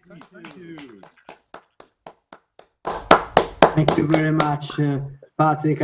Grazie Patrick, vorrei ringraziarti per la moderazione fantastica di questa prima sessione. Ci vediamo tra circa 5 minuti dopo un break molto breve per la seconda sessione. A presto.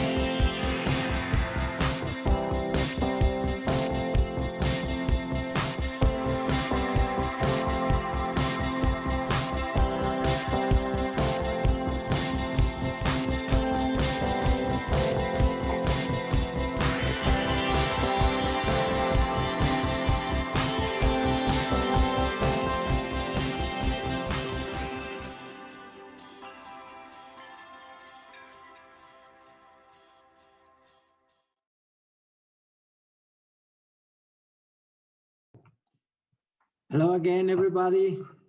We are already. Siamo tornati pronti a iniziare la quarta e ultima sessione della webinar. L'argomento è sempre lo stesso ed è il futuro delle politiche agroforestali. La parte principale della sessione verrà dedicata a una tavola rotonda che verrà moderata da Rico Hübner. Rico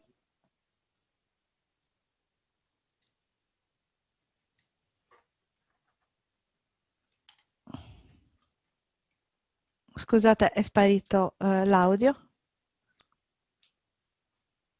Hello, Rico, can you hear me? Ok, Rico, mi senti? Sì, mi sentite? La quarta sessione della webinar inizierà tra pochi secondi, giusto per dire che appunto Rico Hübner fa parte della facoltà di architettura e pianificazione dei paesaggi dell'Università Tecnica di Monaco. Avremo contributi da università, dall'agricoltura italiano e poi avremo una breve sessione per riassumere i contenuti di questo webinar e poi le conclusioni. Quindi iniziamo la tavola rotonda e passo la parola a Rico Hübner. Sì, anche da parte mia, grazie, benvenuti a questa quarta sessione. Come abbiamo sentito da Antonio, si tratta di una tavola rotonda che comprende straordinari relatori. Abbiamo Jerry Lawson, abbiamo Sara Ulrich.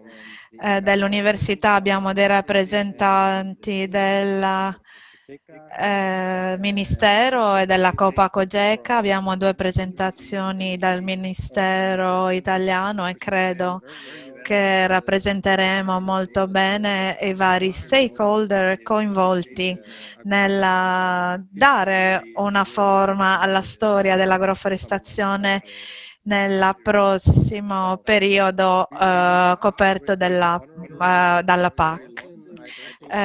Jerry Lawson non credo di doverlo presentare, è membro fondatore della ERAF ed è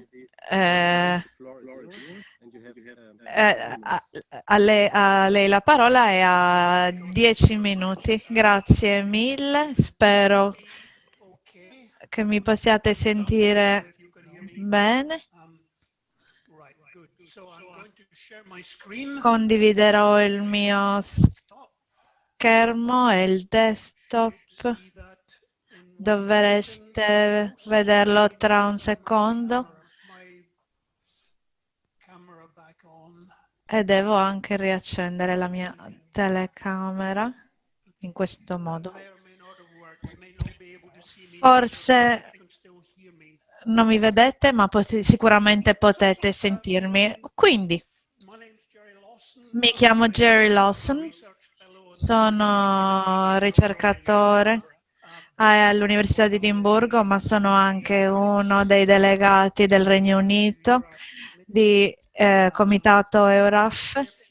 Vorrei dire alcune parole sull'EURAF prima di parlare delle politiche. Stiamo aumentando gradualmente il numero di paesi coperti dalla nostra organizzazione. Abbiamo organizzazioni locali in questi paesi dal 1998 e ora ci sono in verde paesi nuovi, quindi ci sono quindi organizzazioni che possono dare consigli e consulenze nei vostri piani strategici. Abbiamo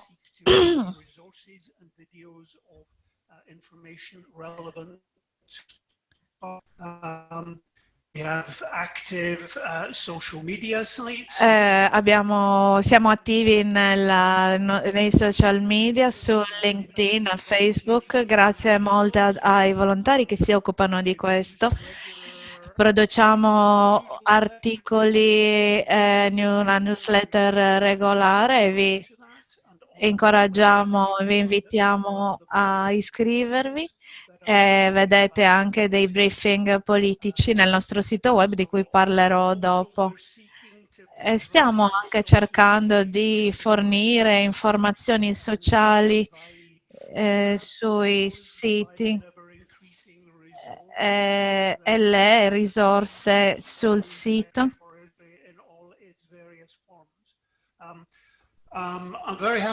Sono molto contenta che Sara e Ulrich saranno qui per parlare di due grandi progetti relativi all'agroforestazione, ma credo che sia giusto dire che l'agroforestazione non è stata rappresentata in molti progetti di ricerca specifici nell'Unione Europea fino a non molto tempo fa, quindi se cerchiamo nelle ricerche di Cordis con la parola chiave agroforestazione, ho trovato solo 11 progetti e alcuni di questi non sono neanche per l'Europa, quindi se torniamo, se guardiamo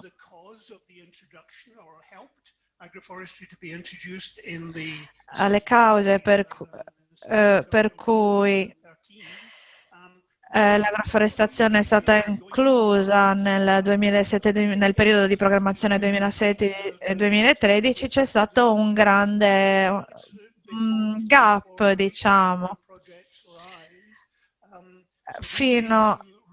e quindi questi sono i due grandi progetti finanziati da 7 milioni di euro. Ma c'è anche il progetto Affinet che è molto importante e anche l'Ag Forward e vorremmo sentire qualcosa di due nuovi. Ci sono anche progetti interessanti, questo Nextland che parla di agroforestazione, ma dovrei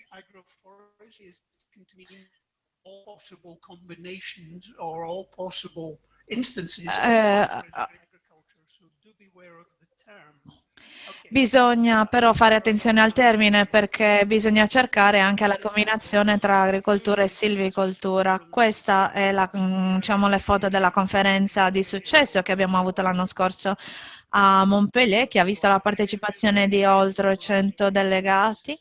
Questi sono i gruppi di dialogo civile in cui siamo attivi.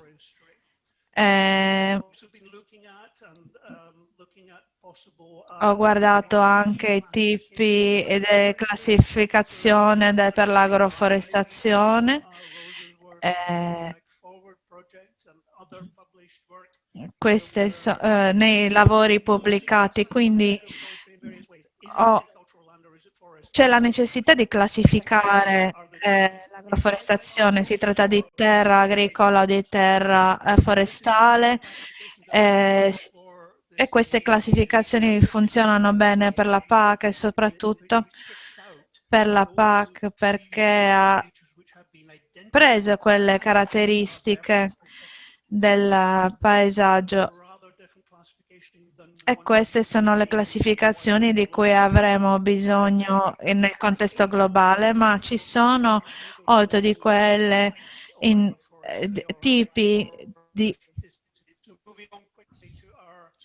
agroforestazione, quindi se guardiamo le bozze di raccomandazioni, la prima è che nel rapporto annuale degli agricoltori dovrebbero essere riconosciute le pratiche agroforestali. Tutti gli agricoltori comprendono il bisogno dei IGC e dei SIPA.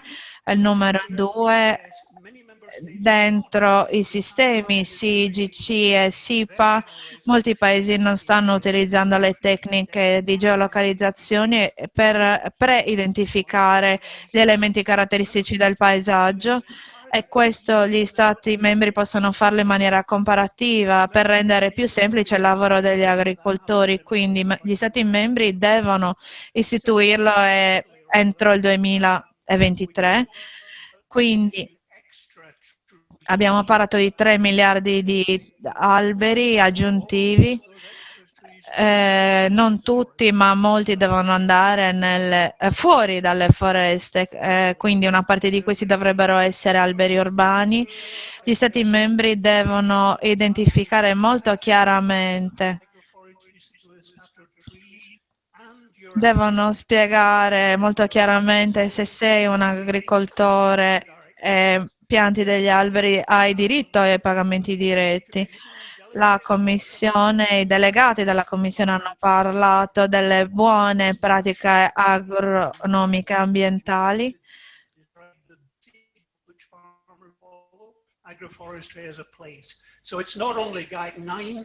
Quindi non si tratta solo della BCAA numero 9, perché non ci sono motivi per non avere alberi nelle fasce tampone. C'è poi un problema nell'inverdimento. L'unico riconoscimento dell'agroforestazione in terra agricola, ma non c'è motivo perché in maniera simile i limiti di inverdimento.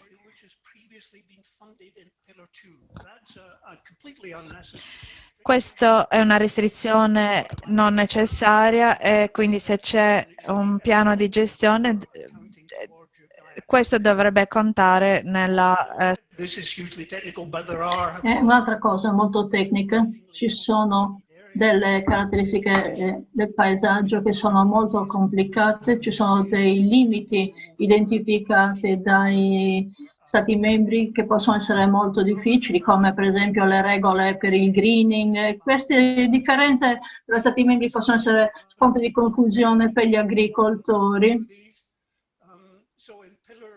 Quindi nel pilastro 1 ci sono raccomandazioni più dettagliate, qui potete cliccare su ciascun numero e quindi trovare più informazioni, però abbiamo 5 diversi ecoschemi che possono essere utilizzati anche dagli Stati membri.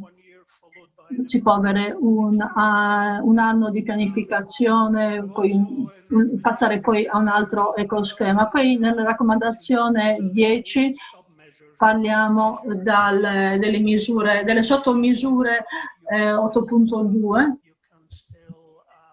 Queste dovrebbero continuare a essere utilizzate sia per la realizzazione che per la rigenerazione delle aree di agroforestazione. Quindi abbiamo anche misure 8.3, 8.4 di infrastruttura protettiva forestale.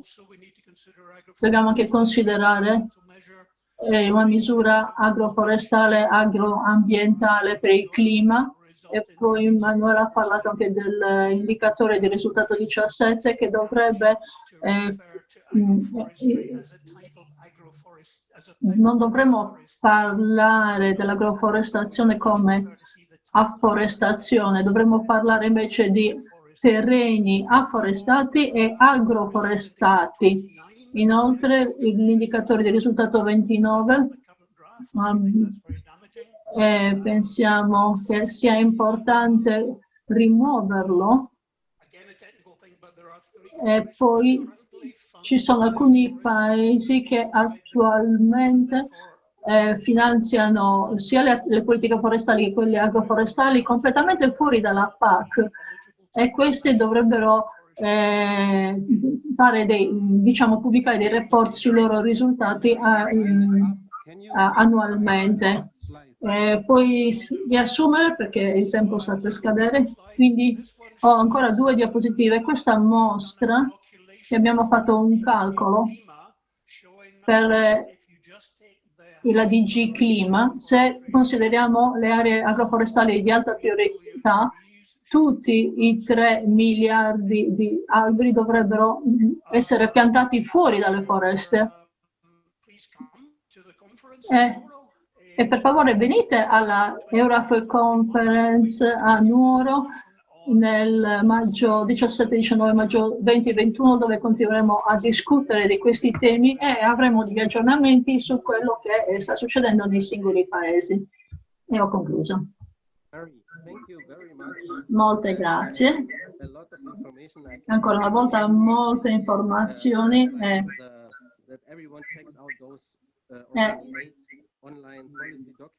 abbiamo già 8 documenti di politica online sul sito dell'Euraf e quindi vorrei veramente ringraziare l'Euraf per il grande sforzo fatto a livello dell'organizzazione. La prossima presentazione riguarda il mondo della ricerca.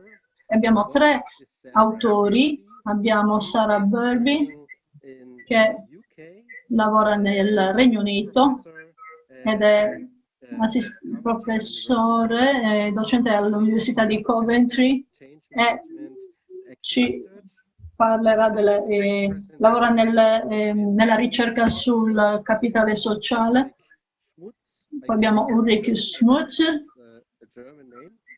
che immagino sia tedesco, e lavora anche questa persona all'Università di Coventry. E parleranno del progetto di ricerca in corso. E poi abbiamo il professor Dalgard, che è docente nel Dipartimento di Agroecologia, Sistemi Agricoli e Sostenibilità all'Università di Aarhus, Danimarca, Facoltà di Scienze Agrarie. Inizierà, penso, Sara, poi sarà seguita da Ulrich e poi da Tommy. Avete in tutto 10 minuti. Molto grande. Molte grazie. Condivido lo schermo, spero che riusciate a vederlo. Perfetto.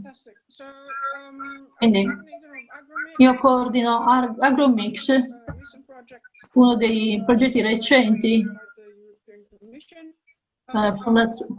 finanziato dalla Commissione europea. AgroMix significa sistemi agricoli, agroforestali e di agricoltura mista, ricerca partecipatoria per la transizione a un utilizzo resiliente ed efficiente del terreno in Europa.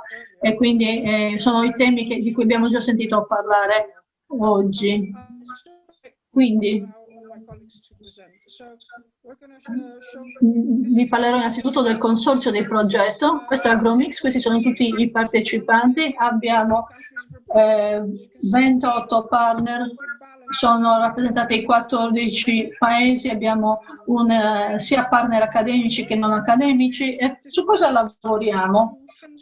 Noi vogliamo fare ricerca sulla transizione a un'agricoltura più efficiente e uso del terreno più efficiente e resiliente in Europa. Quindi noi lavoriamo insieme agli agricoltori per sviluppare delle soluzioni pratiche, quindi una ricerca con fini pratici, e vogliamo studiare nuove tecnologie e approcci per gestire questi sistemi complessi. Abbiamo iniziato poche settimane fa il nostro progetto, che durerà 4 anni, e quindi abbiamo appena iniziato, non abbiamo ancora risultati da riferire. Il nostro obiettivo è di colmare le lacune e unire i punti. Quindi cosa significa? Ci sono delle sinergie possibili tra i sistemi, e non sono solamente sinergie ambientali, ma vogliamo anche promuovere la transizione anche dal punto di vista socio-economico, ed è quello che vogliamo fare. Quindi unire i punti, e quindi cosa sappiamo, cosa non sappiamo, riempire le lacune e dare sostegno alla transizione, creare dei toolkit di sostegno agli agricoltori.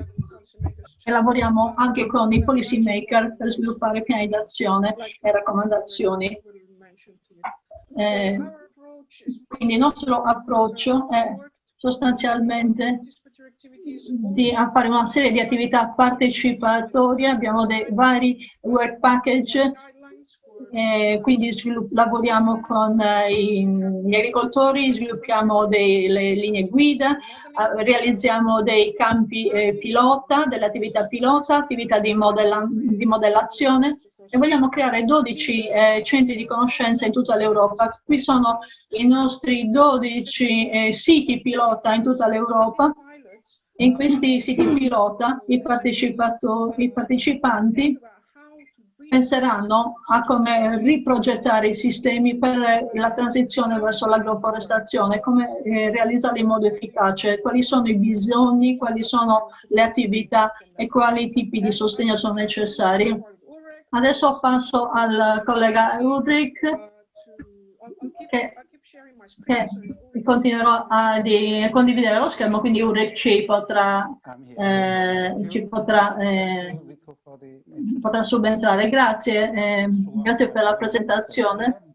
Io sono tedesco, ma il mio nome è svizzero. Quindi parliamo del co-sviluppo delle politiche, quindi uno sviluppo congiunto delle politiche. Questo è il pacchetto, il Work Package 6. E noi pensiamo che il co-sviluppo delle politiche insieme all'agenda sull'agroecologia sia molto importante. Quindi questa è una scelta deliberata. Quindi quali sono i motivi, le basi di questa nostra azione? È stato già detto oggi molto di quello che vedete su questa diapositiva. L'obiettivo del Green Deal è di raggiungere un uso del terreno per coltivazione biologica del 25% entro il 2030, insieme alla strategia di biodiversità, la strategia sulla biodiversità. Quindi abbiamo uno standard per le buone pratiche agricole, la GAP, ma questo è stato un po', diciamo, annacquato nel processo politico e in Parlamento. E quindi quali sono, sappiamo adesso qual è la situazione. Nel mondo tedesco noi parliamo di Agrarwende, che significa cambiamento rivoluzionario, quindi una transizione all'agroecologia in Europa.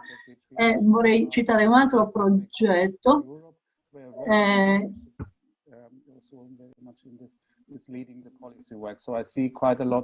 Quindi ci sono molte sinergie con questo progetto. Noi vogliamo quindi passare a un allevamento non industriale e vogliamo promuovere l'agroforestazione e l'agricoltura mista per fare un cambiamento sostanziale nell'utilizzo agricolo dei terreni in Europa.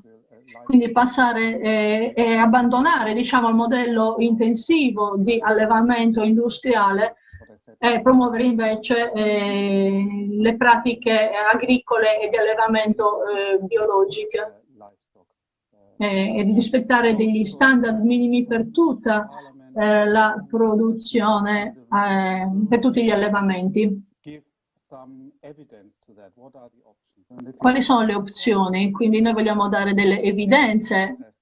Quindi abbiamo 4 task nel nostro work package, quindi un inventario delle attuali politiche, degli strumenti. Poi faremo task 2, un'analisi in profondità degli scenari delle politiche. Poi nel task 3 organizzeremo 10 workshop di riunire tutti gli stakeholder per la coprogettazione delle politiche di mixed farming e di agroforestazione, e poi l'ultimo task, uno sviluppo delle politiche a livello europeo. Quindi abbiamo un approccio a vari livelli, diciamo a bambole russe se vogliamo. Quindi noi vogliamo coinvolgere vari livelli delle politiche e vari livelli anche decisionali, sia a livello europeo, di Stati membri, ma anche con Stati non membri, come la Svizzera e il Regno Unito, per fare anche un'analisi comparativa delle loro politiche, che magari possono essere migliori o peggiori di quelle europee.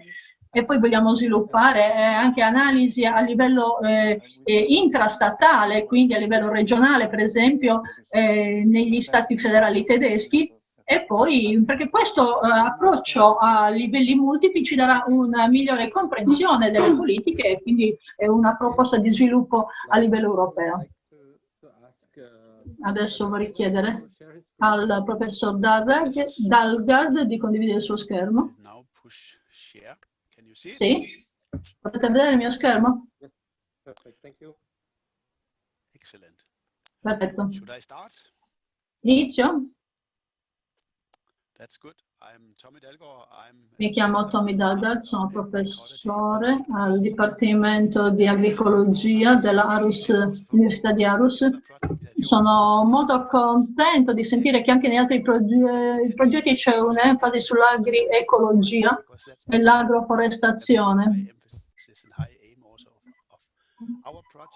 Il nostro progetto, il nostro istituto, anche essi si incentrano su questi temi. Ho visto, Gary, che la Danimarca non era illuminata, non era evidenziata nella tua diapositiva. Chiaramente anche noi vogliamo lavorare nella ricerca, ma anche all'interno della PAC per promuovere l'agroforestazione e l'agricoltura ecologica.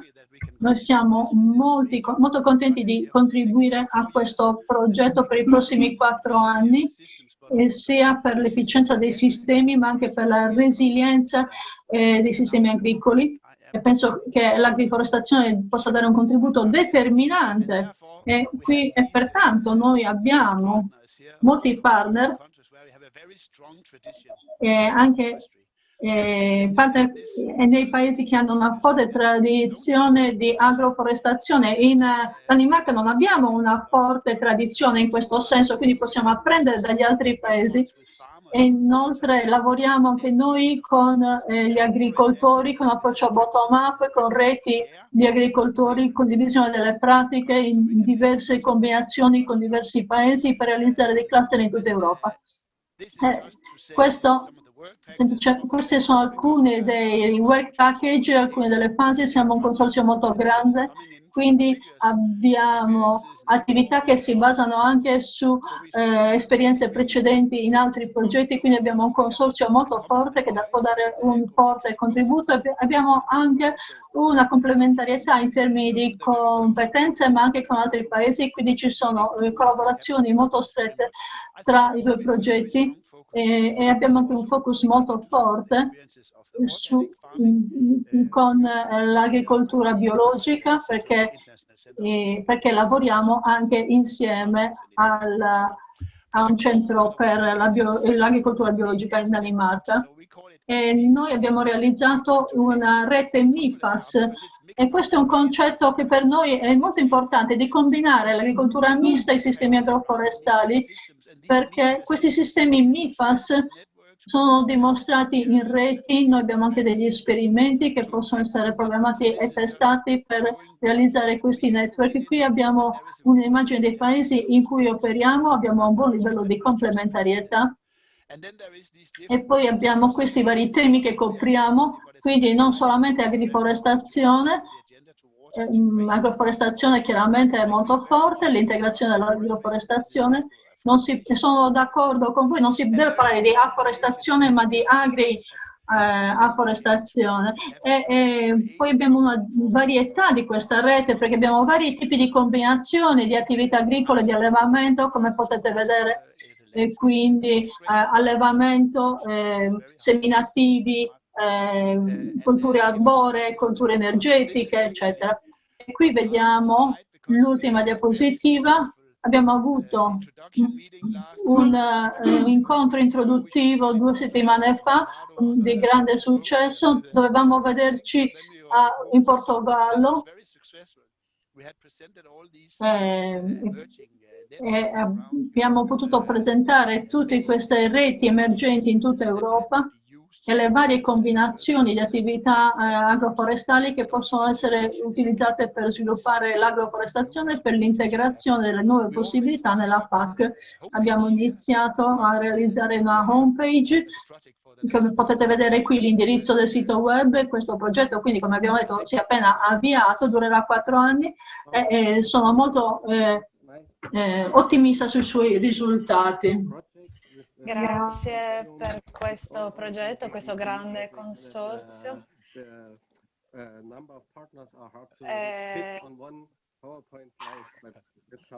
Ci sono.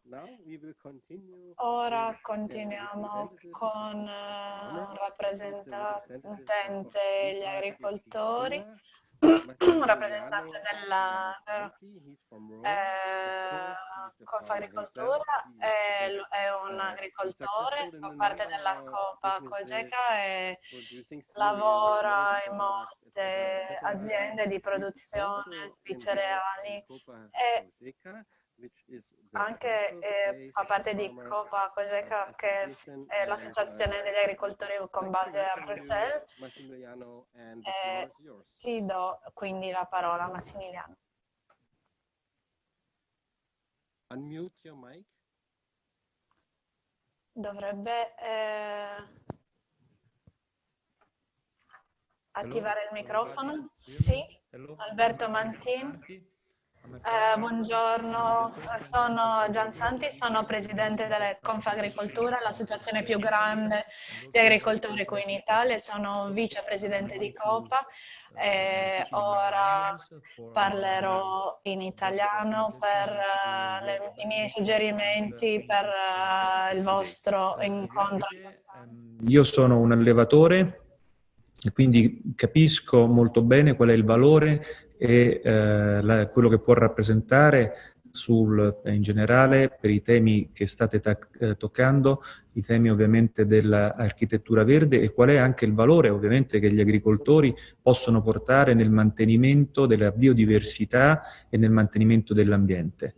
Noi nelle nostre aziende agricole, io anche in particolare, sviluppiamo molto l'attività del pascolo, che è un'attività fondamentale per il corretto e la giusta manutenzione ovviamente delle attività boschive.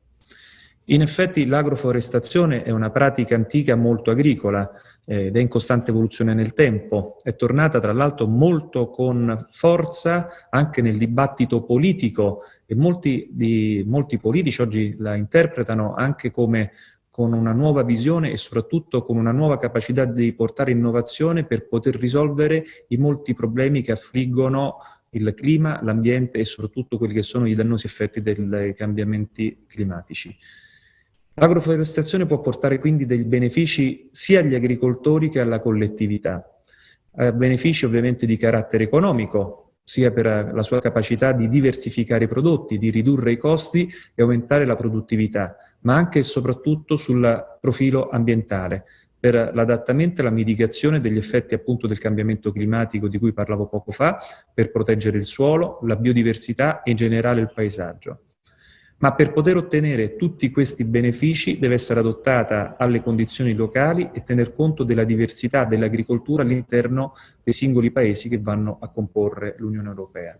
Anche per il COPA, che è l'Associazione degli Agricoltori Europei, è un tema estremamente rilevante. Io sono il vicepresidente del COPA, porto il saluto della presidente Christiane Lambert, ed è uno dei temi più importanti che vengono affrontati tutte le volte che si riuniscono i board del COPA Cogeca, i temi della forestazione e dello sviluppo soprattutto alla luce del Green Deal. È evidente che i benefici dell'agroforestazione sono molto chiari nel lungo periodo, ma dobbiamo lavorare molto nella transizione nel breve termine per dare sempre di più la possibilità di specializzare un settore fondamentale che è quello della coltivazione e dell'allevamento verso sistemi agroforestali economicamente redditizi e pronti anche per vincere le sfide dei mercati globali. L'agroforestazione attualmente è riconosciuta a livello europeo come uno degli strumenti che sempre di più potranno contribuire a migliorare la sostenibilità del settore agricolo ed è sostenuta fortemente anche dall'attuale politica agricola comunitaria. Nonostante ciò, non tutti gli Stati membri l'hanno inserita nei programmi di sviluppo rurale e questo ovviamente deve essere un obiettivo a cui dovremo tendere tutti in Europa nel rafforzamento del ruolo dell'agroforestazione a livello generale, anche nella costruzione della futura politica agricola comunitaria. La definizione, tra l'altro, della nuova PAC va in questa direzione. Un tema molto rilevante nel nostro futuro sarà ovviamente il tema della condizionalità e su questo il ruolo ovviamente della forestazione e dell'incremento della presenza di piante sui terreni agricoli potrà essere una grande opportunità per tutti noi.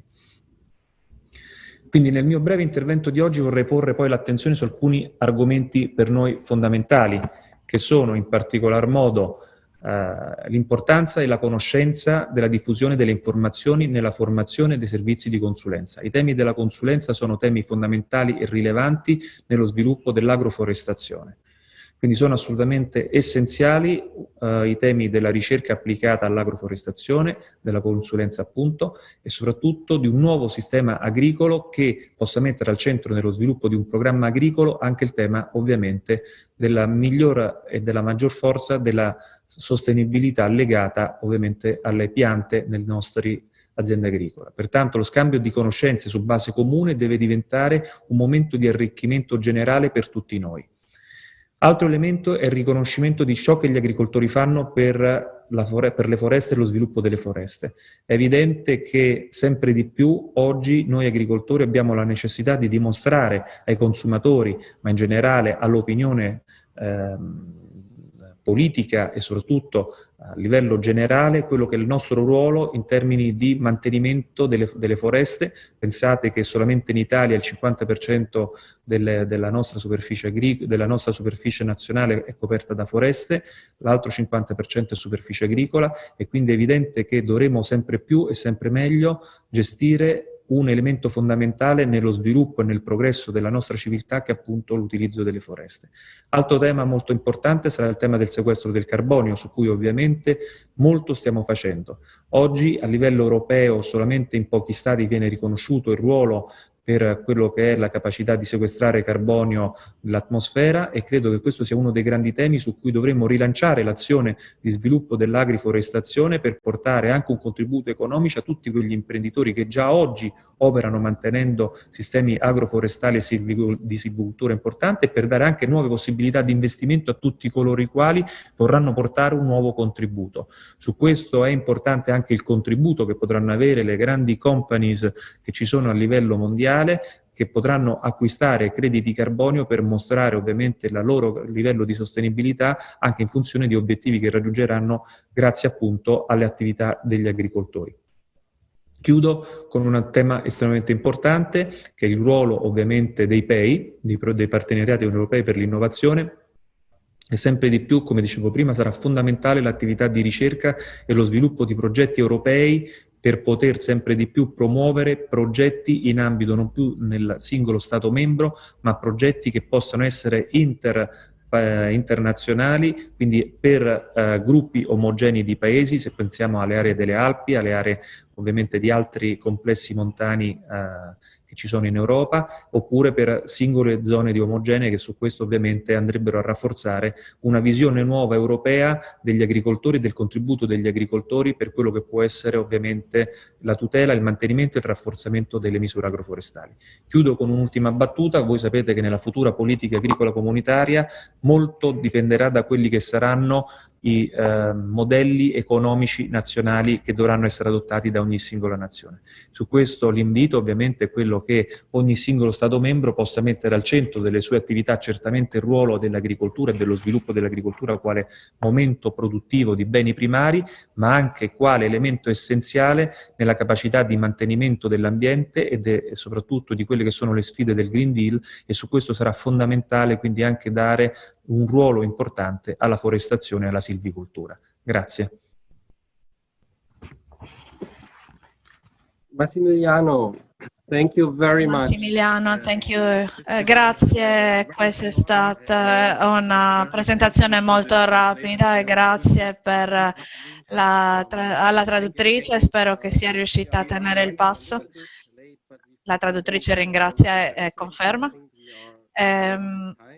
Adesso credo siamo in orario, vorrei dare la possibilità di fare domande. Vorrei dare la parola a Antonio Cottarelli, a Emilio Gatta dal Ministero dell'Agricoltura. Si occupano di condizionalità e di altri regimi di sviluppo rurale, e lavora insieme a Pierluigi Paris su argomenti tipo l'agroforestazione e sta cercando di metterle in prospettiva con questa presentazione per le misure del 2020-2021. Antonio, la parola a te. Buongiorno a tutti. Vorrei ringraziare tutti voi per i contributi così interessanti. Ho imparato molto da quello che ho sentito e vorrei anche ringraziare gli organizzatori del webinar per averci invitati. E vorrei portarvi i saluti del direttore generale del Dipartimento di Sviluppo Rurale, dottor Gatto, che mi ha dato il compito di dialogare con voi in questo webinar di grande interesse. Come avete detto, io lavoro per il Ministero Italiano dell'Agricoltura e delle Politiche Agricole nell'ambito del Dipartimento per lo Sviluppo Rurale e opero proprio su questi temi, diciamo gli aspetti agroambientali della PAC. Noi siamo un'organizzazione molto complessa all'interno del Ministero. L'ufficio nel quale opero gestisce tutti gli aspetti agroambientali delle politiche. Vorrei adesso mostrarvi alcune diapositive.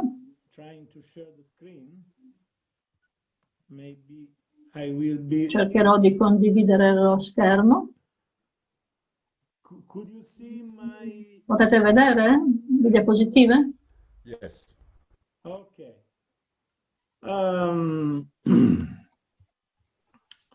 Please make it full screen. Thank you. Yes, I would try. Cercherò Okay. Is it working? di farvelo vedere meglio. Perfetto. Just a moment. Yeah, I would like, sorry, just for my facility, I have to go back to the not full screen. I apologize, sorry. Mi scuso, ma devo tornare alla visualizzazione non a schermo pieno. Ho già sentito dagli esperti in questa tavola rotonda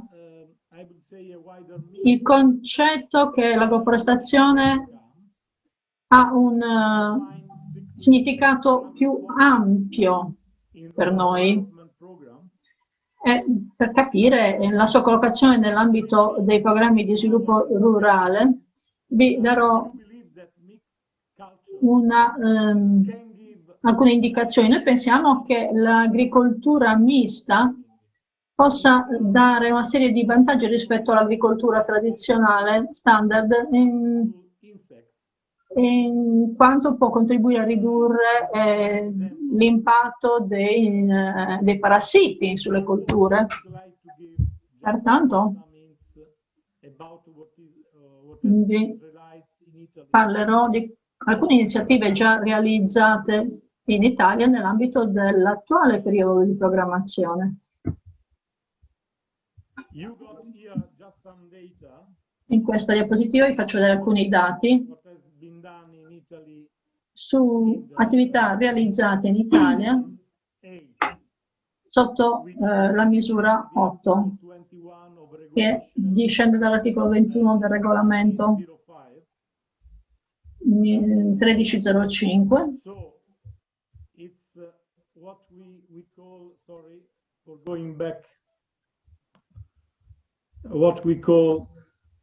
Si tratta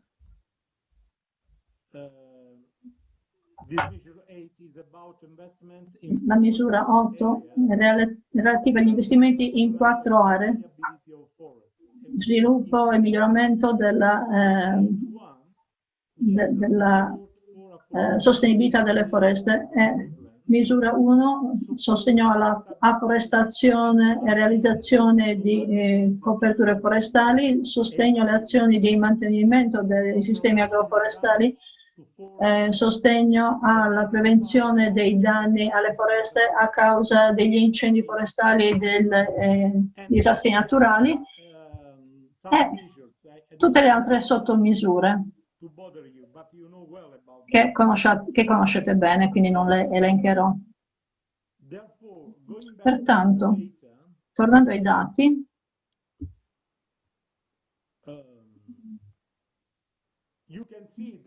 potete vedere che nel nostro paese, nell'ambito della misura 8, abbiamo circa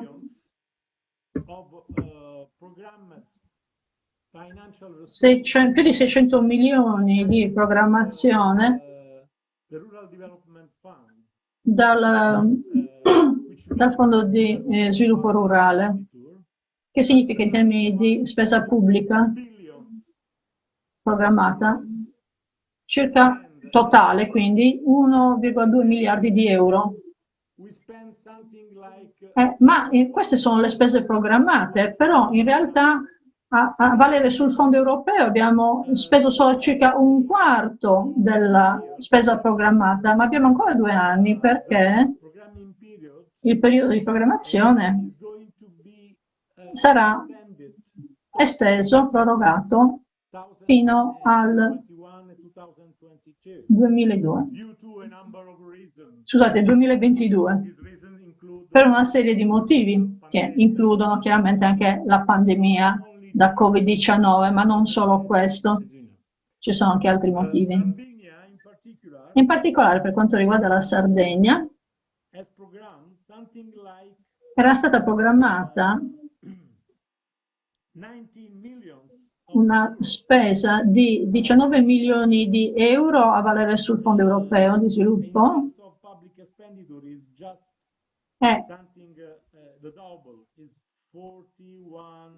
e quindi in termini di spesa pubblica programmata circa il doppio, 41 miliardi, scusate, 41 milioni. Bisogna considerare che l'Italia, nell'ambito di questo periodo di programmazione,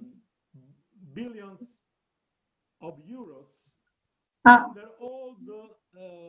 ricevuto circa 18 miliardi di euro complessivamente in tutti i programmi di sviluppo rurale, circa 23 in realtà, perché abbiamo 21 programmi di sviluppo rurale. Cosa è successo?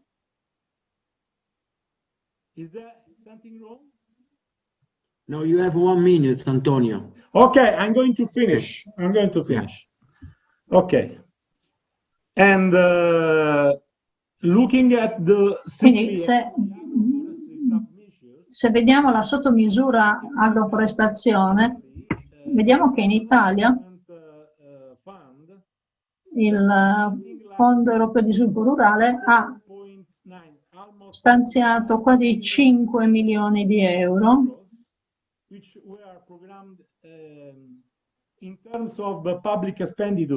in termini di spesa pubblica parliamo invece di circa 9 milioni di euro. Quindi spesa cofinanziamento nazionale, e quindi parliamo di un totale di circa 14 milioni di euro, che è una piccola proporzione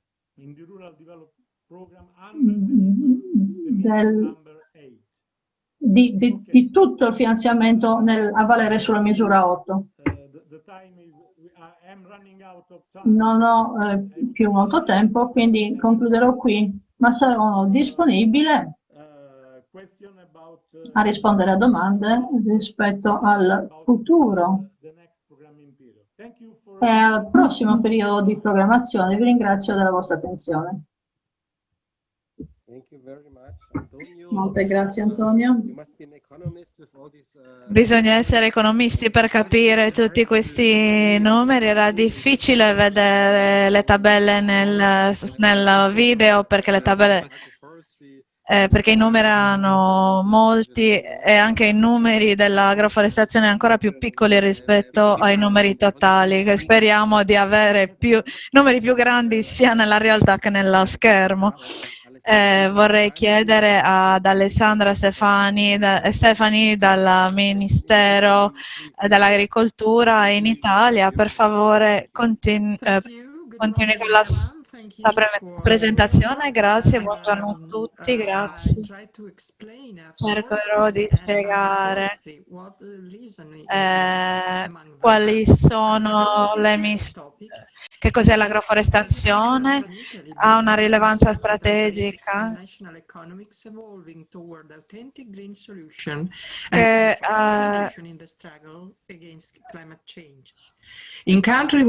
nei paesi dove il 40% del territorio è coperto da foreste, insieme agli interventi di riforestazione urbana, l'agroforestazione può essere utile per la mitigazione dei cambiamenti climatici, per essere destinata e la produzione di legno. Non credo che sia una coincidenza che nella prima bozza del piano strategico per la PAC per l'Italia ci sia il riconoscimento del fatto che quindi è necessario ridurre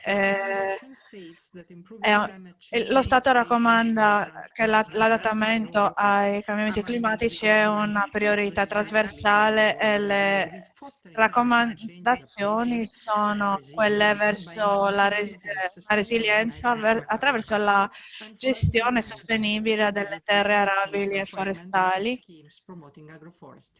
attraverso l'utilizzo di regimi ecologici che promuovono l'agroforestazione. In base ai report e ai dati pubblicati nel 2019, la superficie dedicata ai pioppi si stima sia oltre 40.000 ettari, soprattutto nella zona Lombarda-Veneto.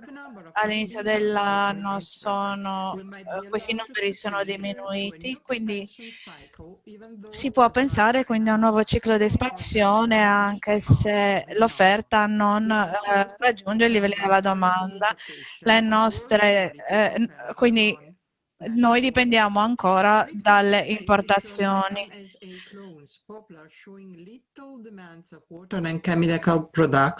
La coltivazione di pioppi sono adatti in aree dedicate da un punto di vista ambientale per il loro poco bisogno di acqua. Potrebbero essere coltivate quindi anche nelle zone rivierasche e i risultati sono positivi quando utilizzati nelle aree coltivabili. L'ultimo report mostra gli stessi dati.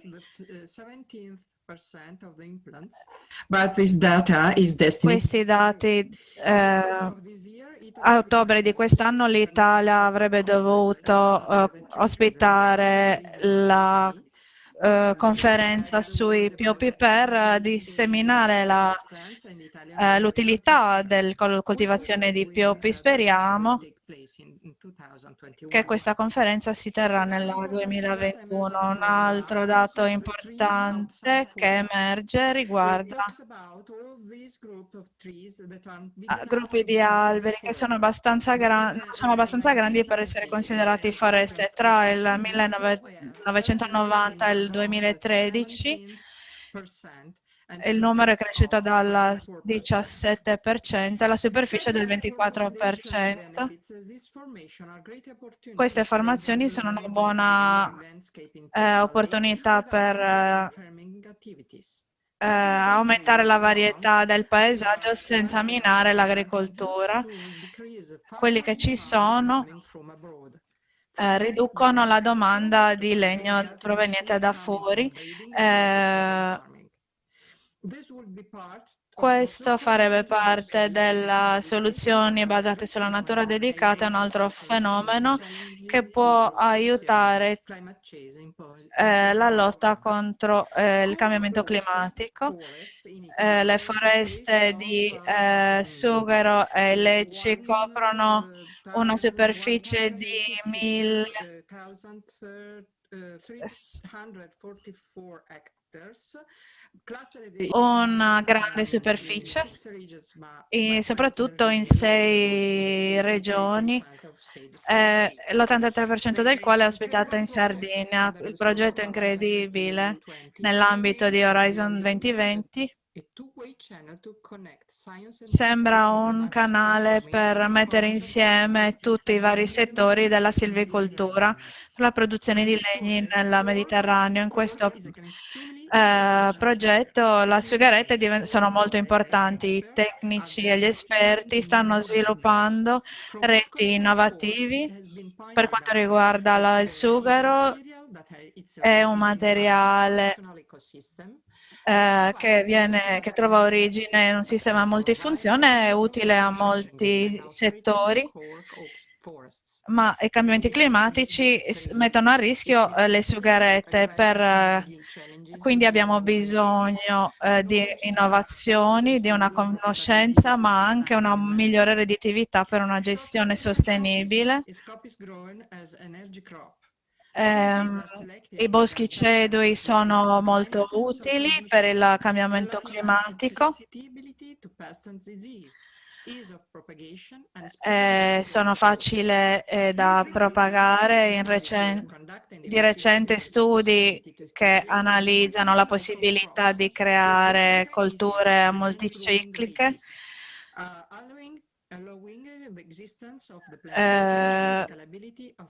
permettono quindi la scalabilità della produzione. L'articolo 5 pubblicato nel 2018 esclude i boschi cedui a breve rotazione dalla definizione delle foreste. Per concludere, l'agroforestazione intesa come combinazione di sistemi agricoli, specie arboree di arbusti, hanno visto una riduzione in Italia dagli anni 60 a causa della meccanizzazione della coltivazione. Dal 92 invece la pratica è stata riconosciuta come pratica agricola sostenibile e nell'ambito dell'Agenda 21 delle Nazioni Unite. I progetti europei e 2 cicli di PAC hanno proposto il supporto dell'agroforestazione, ma questa misura non è stata efficace come previsto e tuttavia offre una produzione migliore rispetto alla monocultura, una diversificazione della produzione agricola, consente la riduzione dei fertilizzanti e dei pesticidi per un beneficio ambientale ed economico, migliora la fertilità del terreno e la qualità dell'acqua e aiuta a migliorare la biodiversità, riduce la richiesta di legno dalle foreste e dalle importazioni, aiuta la lotta contro i cambiamenti climatici. Il Ministro segue questo argomento molto da vicino e lo affronta come argomento autonomo nella strategia di silvicoltura, ma lo introduce anche nel piano strategico per l'introduzione, quindi nel prossimo periodo di programmazione. Questi piani verranno discussi con le regioni e troveranno sicuramente un supporto nella commissione scientifica di questo evento. Grazie mille. Grazie Sandra. Grazie anche per aver rispettato i tempi. E ora credo che abbiamo l'opportunità di un paio di domande. Antonio e Donatella will... Alberto, Antonio e Donatella poi continueranno col programma. Ci sono delle domande per i relatori della tavola rotonda. Se avete delle domande da porre a voce, alzate la mano e vi darò la parola.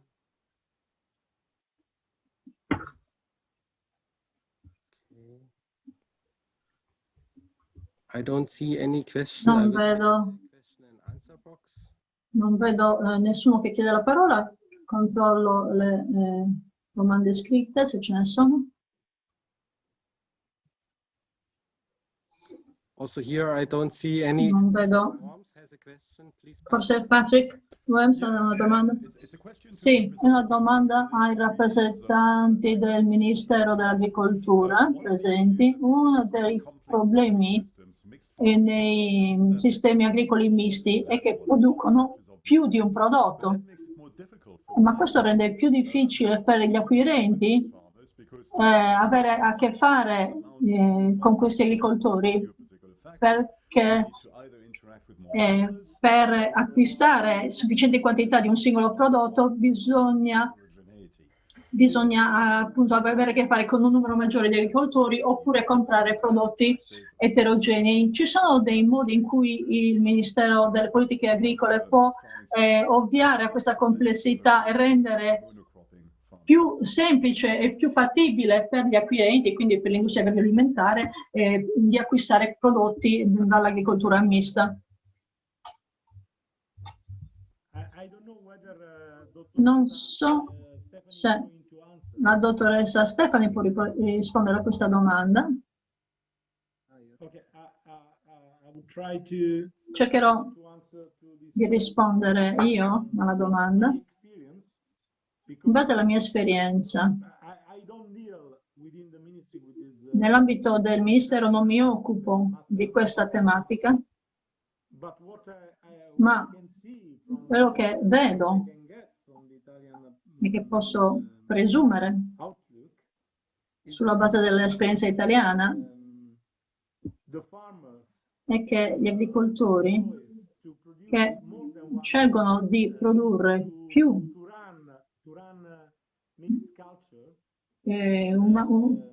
varie colture insieme, varie tipologie di colture insieme, sono quelli che di solito hanno a che fare con mercati locali, quindi di solito scelgono di commercializzare i loro prodotti direttamente nel mercato locale.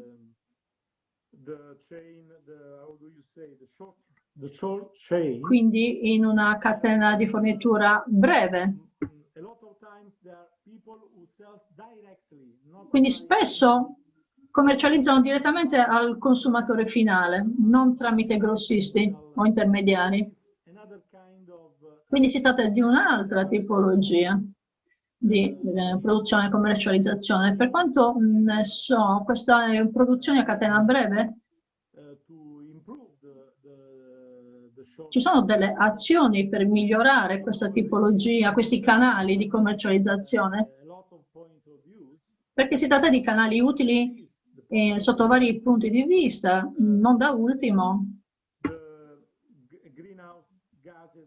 la riduzione delle emissioni di gas a effetto serra.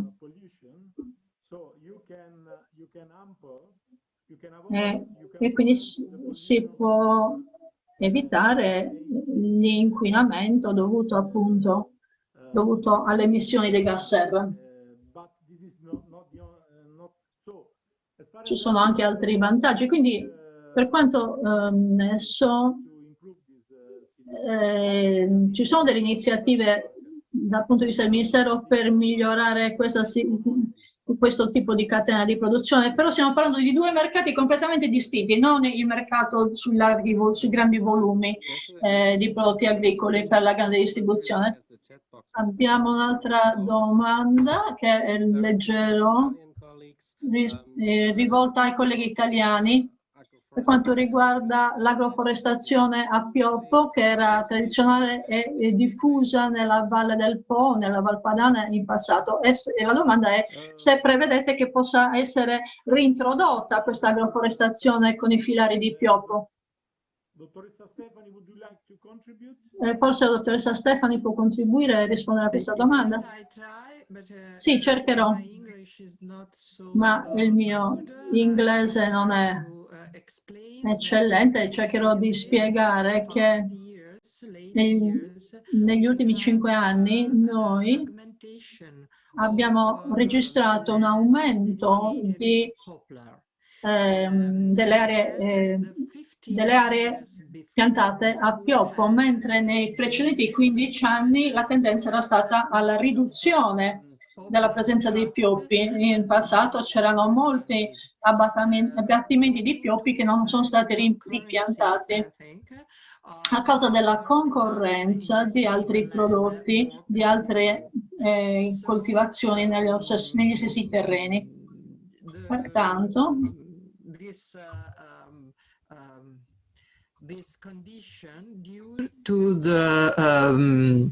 stata un'inversione di tendenza appunto negli ultimi 5 anni, però la perdita dei pioppi, di produzione dei pioppi in passato era dovuta alla limitazione dei pagamenti, ai pagamenti ridotti in base a unità di pioppo. E questo può cambiare nei prossimi 10 anni. Attualmente abbiamo una produzione ancora, diciamo, molto limitata a causa delle passate politiche, quindi ci vorranno circa 10 anni per recuperare e tornare e arrivare alla quantità di pioppi coltivati in Italia per rispondere alla domanda dell'industria. Vorrei aggiungere un punto. Purtroppo siamo un po' in ritardo con i tempi, dobbiamo adesso andare avanti.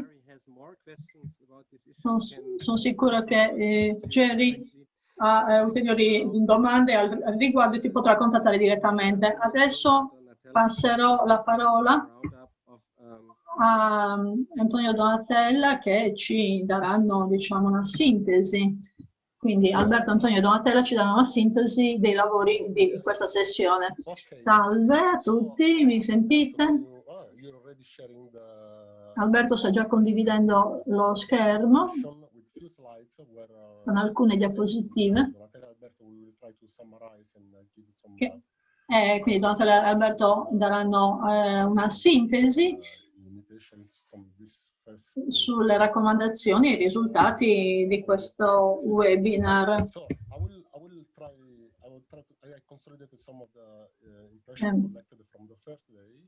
Per quanto riguarda alcuni dei temi sollevati nella prima giornata, quindi sulla situazione passata, possiamo dire che abbiamo già alcune relazioni in merito all'attuazione di misure agroforestali nel 2018, che sono gli ultimi dati disponibili, perché i dati del 2019 non sono ancora disponibili a causa della problematica Covid. Cosa abbiamo visto sui dati del 2018 è che le misure agroforestali non sono state attuate in modo sufficiente. Quindi c'è stata diciamo, gli obiettivi iniziali non sono stati raggiunti sia nelle misure di agroforestazione che anche in quelle di afforestazione, cioè di imboschimento, dovuto a una serie di ostacoli sistemici in particolare per l'agroforestazione. Ci sono alcuni ostacoli iniziali dovuti al problema dell'accessibilità ai pagamenti diretti per le particelle di terreno agroforestale, poi c'è una complessità amministrativa nell'accesso ai sussidi e ci sono alcune confusioni tra i vari attori delle politiche, tra le varie politiche.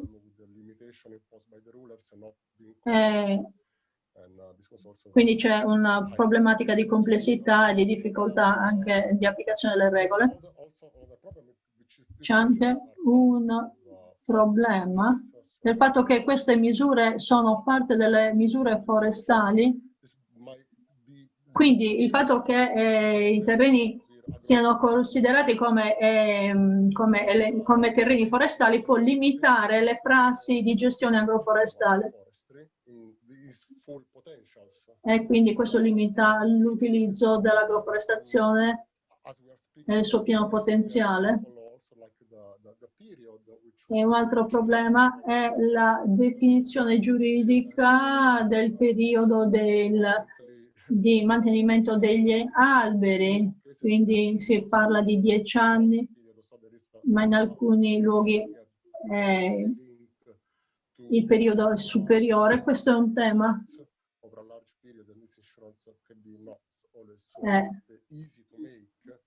e può essere difficile anche ottenere la copertura assicurativa.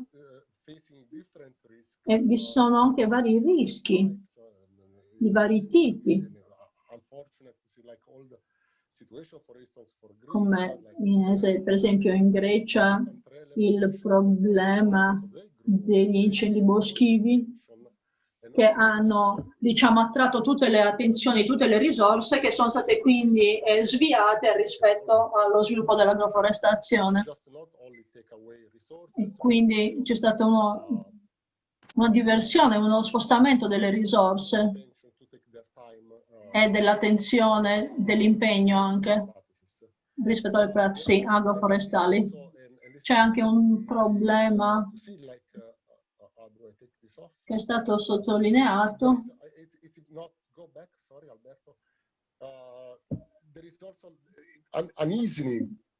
This potential complexity by giving lower obligation, for instance, in the structures, the number of trees. Si potrebbero ovviare queste difficoltà diminuendo, diciamo, le norme, gli ostacoli normativi, quindi gli obblighi per quanto riguarda le strutture, quindi anche gli orientamenti a filari, eccetera, o la densità degli alberi.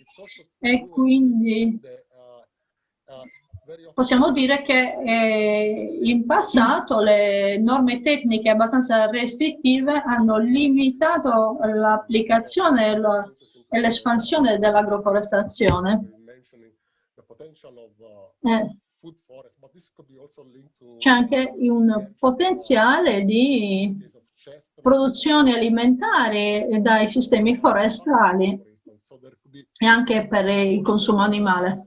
Quindi si dovrebbe avere un approccio polifunzionale più flessibile a queste aree alberate che promuoverebbe l'estensione dei sistemi agroforestali. D'altra parte c'è anche un altro tema che è la carenza di conoscenze e di evidenze scientifiche in merito al valore economico dell'agroforestazione. E questo è un tema, è un problema anche per il mondo rurale, quindi per gli agricoltori che hanno poca fiducia, dovrebbero avere più fiducia sul fatto che l'agroforestazione può dare una risposta ai loro bisogni anche economici e non danneggerebbe altre attività e non interferirà con le attività agricole. Quindi c'è questo tema della paura di avere gli alberi nei campi, di piantare alberi nei campi. Quindi ci può essere un conflitto tra le misure agroforestali e diciamo, i sussidi nell'ambito della PAC, e questo almeno è il timore degli agricoltori.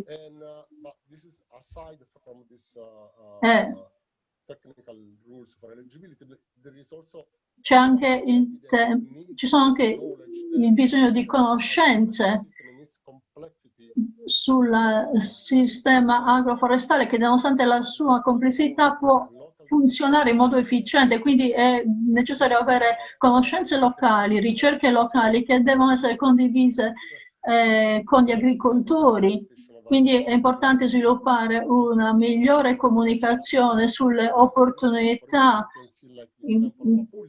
Possiamo vedere l'esempio della regione Puglia che ha promosso questa condivisione delle conoscenze. È importante che queste norme siano flessibili e che siano adattate ai contesti locali in modo da facilitare l'applicazione delle misure agroforestali, perché l'agroforestazione ha una complessità dinamica su scala locale e quindi è molto importante. E abbiamo per esempio il caso dell'Andalusia, che è un esempio di questa complessità, e quindi è importante che tutte le variabili multifunzionali ed economiche vengano tenute presenti.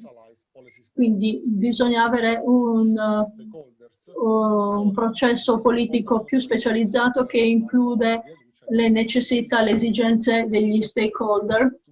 Quindi dobbiamo sviluppare un piano strategico che comprende dei progetti locali, delle dimostrazioni per gli attori della rete, quindi i vari componenti del mondo agroforestale, quindi delle azioni dimostrative che mostrino le migliori pratiche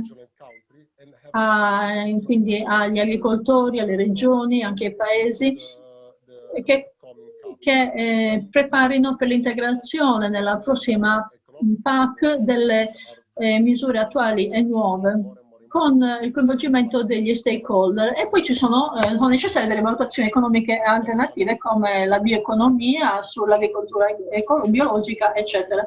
Vi ringrazio e passo la parola a Donatello. Grazie mille Antonio per il riepilogo dettagliato di ieri, di quello che è stato discusso ieri. Sono Donatella Gasparro, sono italiana ma ora sono nei Paesi Bassi e vorrei riassumere molto brevemente quello di cui si è parlato oggi. Ho strutturato il mio riassunto su 3 elementi: complementarietà, interazione e dialogo. Ovviamente ho lasciato fuori molti elementi di quelli interessanti che sono stati discussi stamattina, ma vorrei incentrare la mia attenzione su 3 concetti fondamentali. La complementarietà di che cosa? Innanzitutto tra agricoltura e ambiente, come ha detto Patrick stamattina, dobbiamo colmare le lacune e l'agroforestazione è un'ottima opportunità per farlo anche a livello politico. La complementarietà necessaria anche tra il pilastro 1 e il pilastro 2, così come succederà. Abbiamo parlato della condizionalità rafforzata, dei regimi economici e delle misure agroambientali, e abbiamo visto che l'agroforestazione può funzionare. L'Euraf ha proposto 5 regimi ecologici e tutte le discussioni, l'ammissibilità, come ha detto anche Antonio, il fatto che l'agroforestazione deve essere sempre ammissibile per i finanziamenti, la complementarietà anche del sostegno a lungo termine dei ritorni a breve termine. Non dobbiamo solo piantare gli alberi, ma anche farli crescere, quindi dobbiamo intervenire anche nella manutenzione. Poi passerei all'interazione tra progetti europei come l'Agromix e l'importanza dei partenariati non solo tra vari istituti di ricerca, ma anche e soprattutto con gli agricoltori. Quindi dobbiamo colmare le lacune e la distanza tra i ricercatori e gli agricoltori. Dobbiamo creare anche dei siti di dimostrazione in modo che l'agroforestazione, diciamo, esca fuori dall'accademia e riusciamo a dimostrare quanto sia importante poi implementarla. E quindi anche l'interazione con vari attori coinvolti nel sistema alimentare, nella catena alimentare. E poi dialogo, quello che è emerso oggi è il ruolo importante degli Stati membri nella PAC dopo il 2020, molto sarà la definizione della PAC. Gli Stati membri hanno un ruolo molto importante nella progettazione dei piani strategici ed ecco perché è necessario il dialogo tra la Commissione e gli Stati membri per assicurare che l'agroforestazione venga inclusa in questi piani strategici. Abbiamo bisogno di un dialogo anche sulla conoscenza. Non solo c'è bisogno di sapere quali quali alberi piantare, ma anche come conservarli, e c'è una generale mancanza di conoscenza, quindi è necessario aggiornare la conoscenza, soprattutto dei progetti di agroforestazione, quindi strutturare meglio la consulenza e il trasferimento delle conoscenze sui benefici dell'agroforestazione. Vorrei concludere e passare la parola ad Alberto con una domanda aperta e un suggerimento alla Commissione, ai membri della Commissione europea presenti oggi e al resto dei partecipanti. Oltre all'agroforestazione, la PAC futura è ambiziosa perché il Green Deal ha obiettivi molto ambiziosi che devono essere davvero soddisfatti. Quindi la PAC affronta questi obiettivi molto ambiziosi in maniera sufficiente o pensateci per favore? Adesso passo la parola ad Alberto. Sono Alberto Mantino, grazie, sono ricercatore a Pisa, qui in Italia, e l'obiettivo della mia presentazione è concludere le nostre impressioni sul nostro workshop e per farlo facciamo un'analisi temporale in tempo reale. Vorrei mostrarvi la nostra analisi SWOT sull'agroforestazione. È la nuova politica della Commissione europea. Sappiamo che l'agroforestazione ha molti aspetti positivi e molti punti di forza ed è straordinario vedere la quantità enorme di tipi di agroforestazione in Europa. Sappiamo che l'agroforestazione non è solo un'aggiunta, ma è anche l'innovazione. Sappiamo anche che l'agroforestazione, i sistemi di agroforestazione possono migliorare la sostenibilità e la resilienza dell'agricoltura e della sua produzione. Però, d'altra parte, ci sono degli aspetti negativi. E questo workshop è stato importante per valutare gli aspetti negativi, l'ammissibilità, lo sfruttamento nelle misure della PAC e dei piani di sviluppo rurale non sono facili e gli agricoltori sono parzialmente riluttanti e non molto interessati ad alcune delle misure e delle pratiche, perché non sono chiarite nella PAC, quindi ci siamo accorti anche che c'è una lacuna nella catena, nella filiera agroforestale. Credo ci sia stata una domanda al nostro Presidente, ma ci sono anche molte opportunità. Il nuovo Green Deal, la strategia Farm to Fork e soprattutto il carbo farming sono grandi opportunità per i sistemi agroforestali, perché l'agroforestazione è in grado di combinare il sequestro del carbonio e la sicurezza alimentare in maniera sostenibile. Quindi sarà molto importante per il futuro dei sistemi agricoli in Europa. Poi abbiamo parlato di bioeconomia dagli alberi e dagli arbusti. Sono prodotti biosostenibili per la filiera alimentare, per le fibre anche per il futuro, ma sappiamo anche che il potenziale alimentare dell'agroforestazione non è pienamente sviluppato, quindi dobbiamo lavorare per valutare nuovi dati nuovi modi, diciamo, nuova conoscenza sulla agroforestazione, ma ci sono alcune minacce, c'è sicuramente almeno delle errate comprensioni del termine agroforestazione, quindi bisogna cercare di chiarire a tutti in che cosa consiste l'agroforestazione, chiarire il termine, bisogna ridurre anche la separazione tra le misure PAC e dei piani di sviluppo rurale riguardanti la silvicoltura e l'agricoltura. Sappiamo che quello che manca è un cambio di visione da parte del mondo agricolo. Negli ultimi 50 anni siamo passati dalla diversificazione alla semplificazione delle pratiche agricole. Ora è il momento di completare questo cambiamento e cercare cambiare la direzione e la visione, passando dall'intensificazione alla semplificazione alla diversificazione dei sistemi colturali. E sappiamo che questo non è facile, abbiamo molto da fare, molto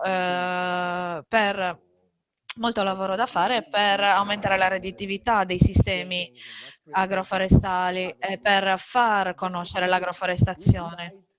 Quindi, per concludere, abbiamo deciso di selezionare una domanda dal pubblico con l'obiettivo di creare un'altra domanda e aumentare e continuare la discussione tra tutti i partecipanti. E la domanda è: abbiamo bisogno di una strategia agroforestale europea?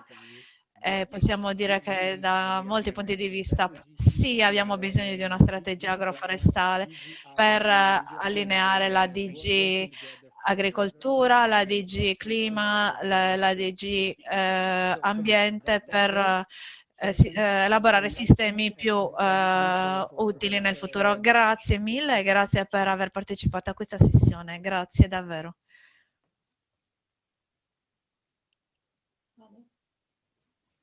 Giustino, your final remarks, please. Giustino, a te per le conclusioni. Here I am, Rico. Eccomi qua. Rico, grazie per avermi dato la parola. Adesso condividerò lo schermo per presentare le conclusioni di questa 3 giorni di webinar così intenso.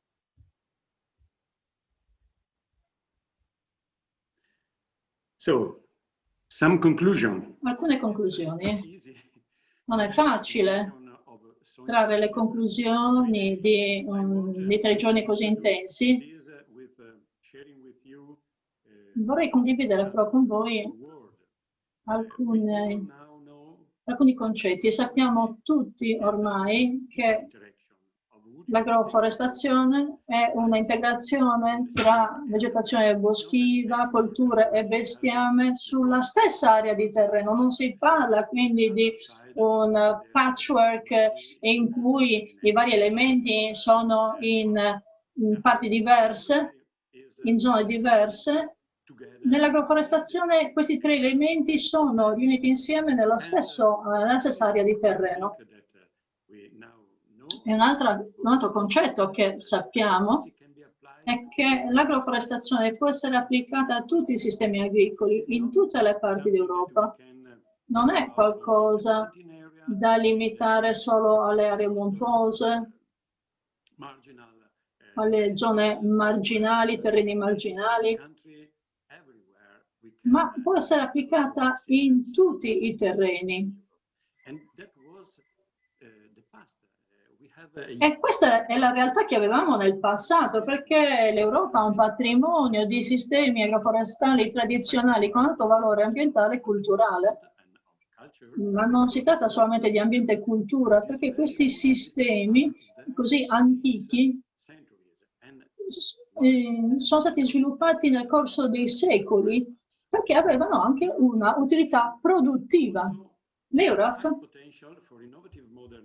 ritiene che ci sia anche un potenziale per sistemi agroforestali innovativi, quindi che questi sistemi abbiano anche un futuro, che sia il nostro futuro. Sono stati sviluppati appunto dei sistemi innovativi dai ricercatori negli ultimi decenni con attività sperimentali in tutta Europa, e questo è stato reso possibile dalla stretta collaborazione di partner pionieristici.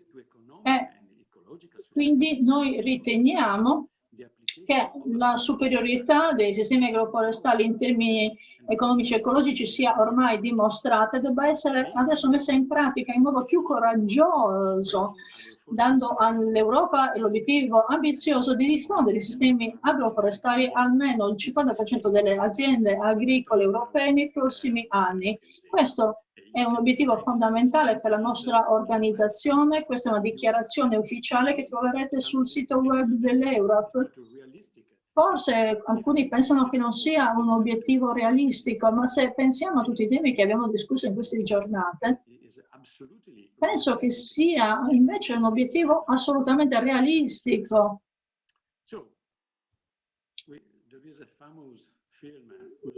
C'è un famoso film che ricorderete, si chiama Ritorno al futuro, ed è esattamente quello che dobbiamo fare adesso, tornare al futuro, perché dal Green Deal europeo alla strategia dal produttore al consumatore, Farm to Fork, alla strategia per la biodiversità, alla strategia forestale, in tutti questi ambiti l'agroforestazione sta diventando una soluzione essenziale per la mitigazione del cambiamento climatico, l'adattamento, la resilienza e la biodiversità.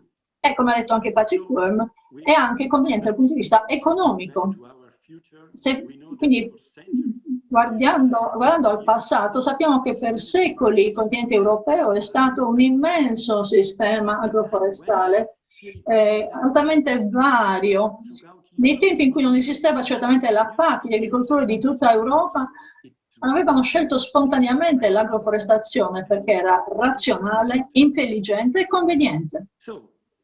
Pertanto, è stato solamente negli ultimi decenni che le colture, gli animali, le piante, gli alberi sono stati separati, e questo ha portato a una perdita di biodiversità, di paesaggio, di materia organica, di suoli e di sapere contadino. Ora che dobbiamo affrontare le sfide del cambiamento climatico, della conservazione della biodiversità e della protezione del suolo, è giunto il momento di riportare l'agroforestazione in Europa. Questa è la mia ultima diapositiva e guardiamo al prossimo anno.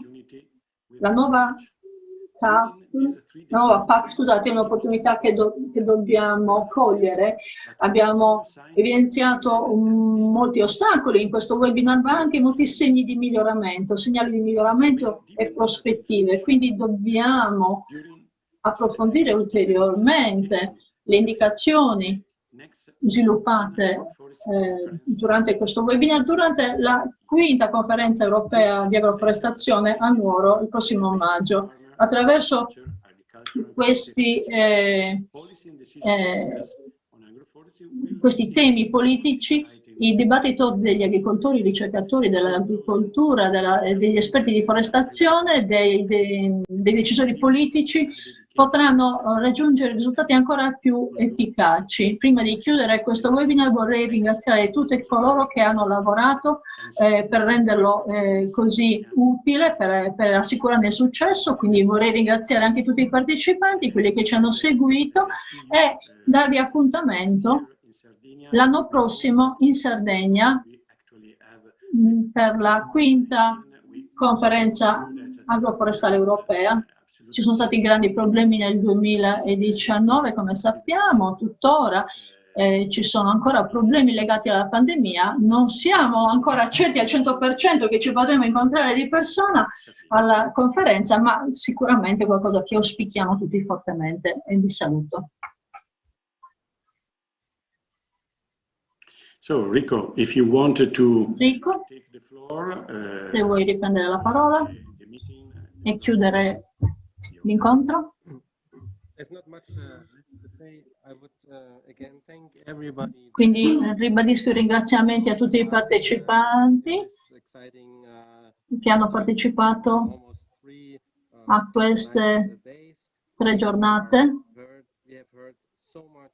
così interessanti. Abbiamo sentito relazioni di grande interesse. Sono sicuro che molti di voi poi leggeranno ulteriormente gli atti di questo webinar, le presentazioni. Adesso chiaramente possiamo anche tenerci in contatto. Abbiamo appreso molto in merito alla misura 8.2 e anche i nuovi ecoschemi che verranno sviluppati. Adesso tocca a ciascun Stato membro e a ciascuno di noi, nell'ambito delle nostre competenze, di lavorare e anche di promuovere l'agroforestazione. Molte grazie agli organizzatori, ai relatori e specialmente alle traduttrici che hanno fatto un ottimo lavoro. Sono d'accordo, grazie a Samantha e Marta per il loro lavoro brillante nel seguirci nelle nostre relazioni così rapide. Spero che nei prossimi mesi la situazione migliorerà per tutti noi. Sarò felice di incontrarci tutti a Nuoro nel 2021. Ci vediamo presto, saluti a tutti.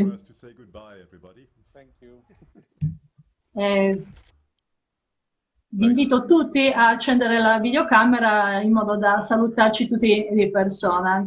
Saluti a tutti. Grazie per questo evento così ben organizzato. Grazie, saluti.